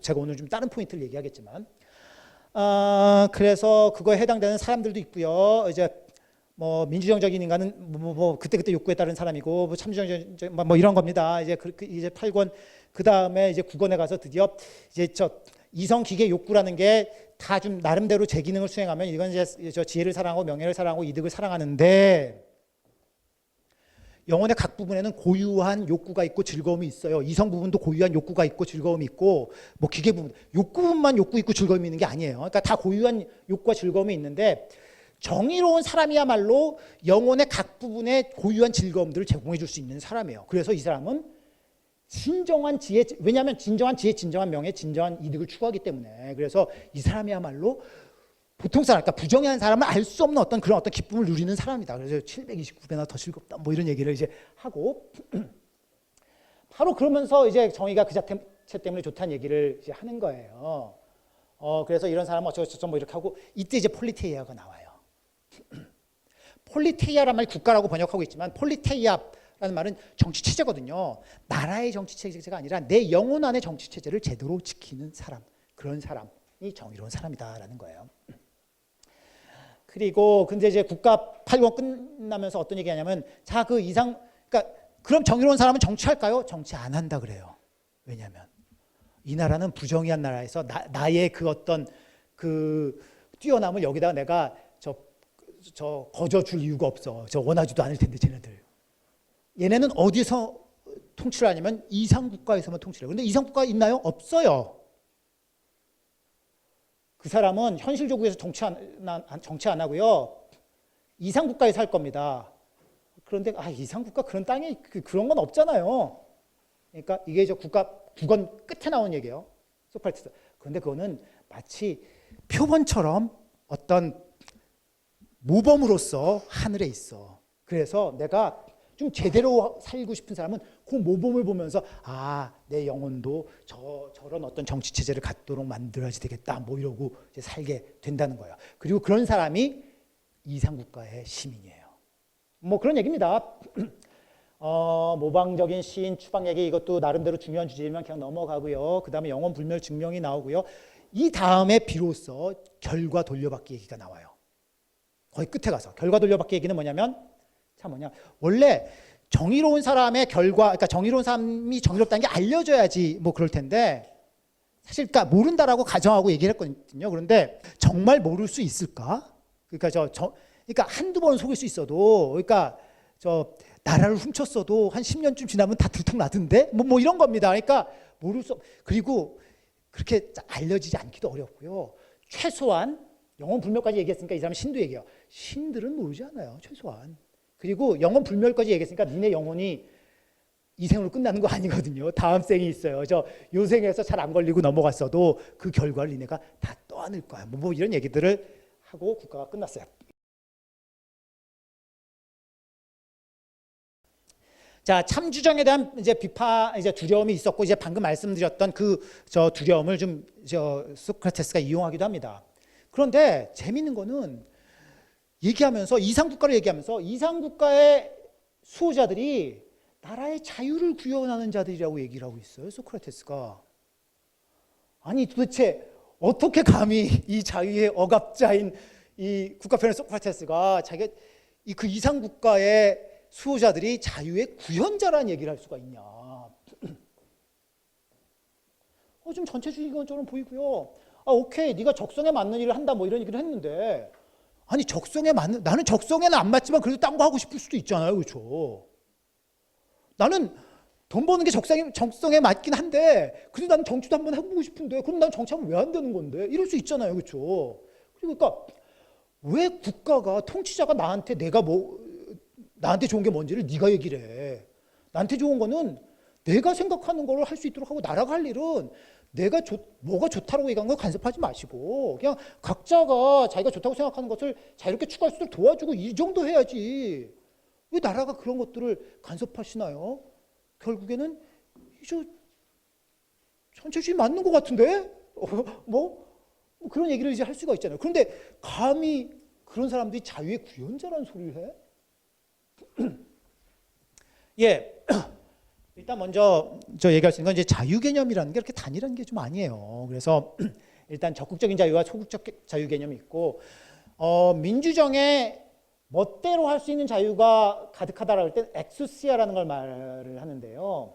그러니까 엑수시아라는 건 내가 뭘 해도 터치받지 않는 겁니다. 해도 되는 거, 라이선스, 허가받고 뭐 그런 거죠. 그러니까 내가 뭘 해도 누가 방해받지 않는 그런 자유. 그리고 이게 소극적인 자유인 거고 뭘 할 수 있는 자유가 이제 적극적 자유고 이것도 제가 시간이 없어서 자세히 못 얘기하겠지만 플라톤이 얘기하고 있는 자유의 구현자라고 얘기할 때 엘레우테리아라는 말은 둘 중에서는 적극적인 자유 쪽에 조금 더 이제 가까운 것이에요. 이거는 노예하고 대비되는 것으로서의 자유 뭐 이런 거거든요. 근데 이거 여전히 이거 가지고는 안 되는 것 같고, 예, 세 가지 의미의 자유. 먼저 첫 번째 생각할 수 있는 건 수단적인 자유예요. 이건 뭐냐면 누구나 내가 좋다고 생각하는 것을 추구할 수 있는 자유예요. 그리고 이거는 주어진 욕구 충족을 위한 자유가 이제 수단이 되는 것이죠. 그런 의미에서 수단적인 자유라고 얘기할 수 있어요. 근데 이제 사회에서의 각자의 수단적인 자유는 충돌할 수밖에 없어요. 그렇죠? 그러니까 중재가 좀 필요할 것 같아요. 나라가. 그렇죠? 그리고 그러니까 자유주의, 그러니까 리버테리아니스트들은 바로 나라가 할 일은 바로 이 도구적인 자유를 촉진하고 충돌이 있을 때 그냥 중재하는 일만 해야지 된다라는 것이에요. 이게 이제 플라톤이 자유를 억압하는 사람이다라고 얘기할 때 이제 비판하는 그 자유 개념입니다. 근데 이제 문제는 이게 약간 좀 디셉티브해서 나라가 어떤 중립적인 중재를 할 경우에는 어떤 시장성이 낮은 조음에 대한 생각을 가진 사람의 수단적인 자유는 나라가 건드리지 않아도 제한될 수밖에 없어요. 그냥 남들 다 좋아하는 것들, 그러니까 사람들이 원하는, 그러니까 저 말하자면 특히나 이게 사실은 이런 경향이 자본주의 사회에서는 더더욱 강화가 되는 거죠. 그래서 실질적으로는 명목상으로는 자유가 가득 넘쳐나는 것처럼 보이지만 이거는 다수만을 위한 자유예요. 정말 그러니까 그냥 사람들, 그러니까 흔히 가는, 그러니까 이게 좀 말하자면 어떤 대중 독재라는 것하고 가장 어울릴 수 있는 그런 종류의 자유예요. 어떻게 보자면. 그리고 이런 식의 자유 개념을 가질 때는 어떤 사람이 쟤는 욕망의 노예야 이런 얘기 우리 하잖아요. 그렇죠? 욕망의 노예라는 말은 언어 도단이에요. 자유라는 게 욕망을 충족시키는 게 자유인데 욕망의 노예? 말이 안 돼요. 수단적인 자유의 의미에서는. 그러니까 우리가 자유라는 의미를 어떤 맥락에서는 굉장히 이렇게 수단적인 자유, 정치학적인 맥락에서 이렇게 얘기를 해요. 그런데 사실 우리의 일상적인 어법에선 우리가 자유 개념은 이것만 갖고 있지 않아요. 우리 욕망의 자유 이런 말 쓰거든요. 그러니까 욕망의 노예 이런 말 쓰거든요. 욕망으로부터 해방된, 그래서 자유로운 이런 쓰거든요. 우리가 일상 언어에서. 그렇죠? 두 번째 자유는 숙고적이고 반성적인 자유입니다. 이건 뭐냐면 내가 갖고 있는 욕구들 중에서 과연 이 욕구는 충족할 만한가, 이 욕구는 충족할 만한 게 아닌가라는 걸 한번 따져보는 겁니다. 한번 반성해 보는 거예요. 그렇게 어떤 숙고를 해보고 나서 그때 그러니까 충족할 만하다고 판단되는 욕구를 추구하는 자유가 숙고적 반성적 자유입니다. 그래서 그때 그냥 생기는 욕구를 그냥 무조건적으로 충족시키는 것은 이거는 수단적인 자유일지는 모르겠지만 숙고적 반성적인 의미에서는 오히려 예속일 수가 있어요. 이게 바로 욕망의 노예 뭐 이런 것이 되는 것이죠. 자, 그런데 이 숙고적인 반성적인 자유를 추구하는 사회에서는 도구적 자유 개념과 사는 사람이 자유가 재현된다고 생각할 수도 있어요. 난 마약 중독자 되고 싶어요. 왜 나 마약 중독자 되는 걸 막는 거야? 이럴 수 있어요. 그렇죠? 이런 사람들이 생기면 사실 사회는 굉장히 좀 불안정하게 되죠. 그래서 이런 사회, 그러니까 수단적인 자유는 나라가 할 일이 아무것도 없어요. 그냥 내버려둬, 그냥. 그런데 이 숙고적인 자유, 반성적 자유를 바람직한 자유라고 생각하는 나라에선 교육에 신경을 써야지 됩니다. 난 마약 중독자 될래요? 막 이런 사람들이 생기는 걸 좀 이제 사전에 좀 그러니까 교육을 통해서 방지하지 않으면 이 나라가 굉장히 불안정한 나라가 될 수밖에 없거든요. 그래서 교육에 좀 신경을 써야지 돼요. 세 번째는 비판적인 자유입니다. 비판적인 자유는 아까 이 숙고적인 자유는 내가 가진 욕구들 중에서 이 욕구는 충족할 만하다, 이 욕구는 충족할 만하지 않다, 뭐 이런 것들을 이제 따져보는 거잖아요. 비판적인 자유는 아까 제가 비판적인 사고에서 자기 자신을 넘어서야 된다 그랬잖아요. 자기 자신을 넘어서야 돼요. 내가 현재 갖고 있는 욕구의 리스트가 이만큼인데 그거만 가지고서 내가 충족시킬 만한 욕구, 충족시키지 만한 욕구가 아닌 것들을 나누는 게 아니라 내가 갖고 있지 않은 욕구, 내가 만약에 정의로운 사람이 되었다면 가졌을 만한 욕구들, 그런 것까지 전체 집합 안에다 놓고서 내가 따져야지 돼요. 내가 정의로운 사람이 되었으면 가졌을 만한 욕구들, 내가 지금보다 더 부정의한 사람이 되었으면 가졌을 만한 욕구들, 내가 만약에 뭐 어떻게 됐으면, 내가 무슨 대통령이 되었다면 가졌을 만한 욕구들, 내가 무슨 국회의원이 됐다면 가졌을 만한 욕구들, 내가 학교 선생님이 되었으면 가졌을 만한, 이런 것들까지 다 넣고서 따져보는 거예요. 넣고서 따져보고서 그 중에서 충족할 만한 욕구는 뭐고 충족할 만한 욕구가 아닌 건 뭘지를 따져보는 게 비판적. 그래서 그런 자유를 추구하는 것이 비판적인 자유 개념입니다. 돈이 최고라는 가치관이 팽배한 사는 사람은 그 사람이 갖고 있는 모든 욕구가 궁극적으로는 돈에 대한 욕구로 환원이 돼요. 이 사람은 숙고적인 자유를 가지고서도 돈 사랑에 예속된 사람일 수 있어요. 국가에서 이런 인간을 과두정적인 인간이라고 얘기합니다. 그러니까 아까 수단적인 자유의 개념을 가져서 예속되어 있는 사람이 민주정적인 인간이라고 한다면, 그러니까 과두정적인 인간이라는 건 이런 것 때문에 이제 예속되어 있는 사람이에요. 비판적인 자유를 추구하는 사회에서는 도구적 자유 개념만이 아니라 숙고적 자유 개념을 가진 사람도 자유가 제한될 수 있어요. 아까 그 돈사랑에 예속된 사람들 같은 사람은. 그런데 그렇기 때문에 만약에 어떤 사회가 비판적인 자유를 촉진시키는 것을 이상으로 삼고 있다면 이거는 정말로 아주 어렸을 때부터 이 사람들한테 적절하게 교육하는 게 필수죠. 그거 없으면 아예 이런 자유를 추구하는 사회는 있을 수도 없어요. 이상국가의 통치자들은 대중들, 일반적인 시민들을 다 덕 있는 사람으로 만들고 싶어 합니다. 그래서 교육을 통해서 그들은 시민들을 비판적 자유 개념에 따른 자유를 최대한 누리는 사람들로 만들고 싶어요. 그래서 이상국가의 수호자들은 자유의 구현자다라고 감히 소크라테스가 얘기하는 것이에요. 자, 누구나 자기가 좋다고 생각하는 것을 좋아합니다. 즉 말하자면 그것에 대한 욕구를 가져요. 그런데 내가 좋다고 생각하는 게 정말 좋을까? 그런 의문 우리 가져볼 수 있어요. 그렇죠?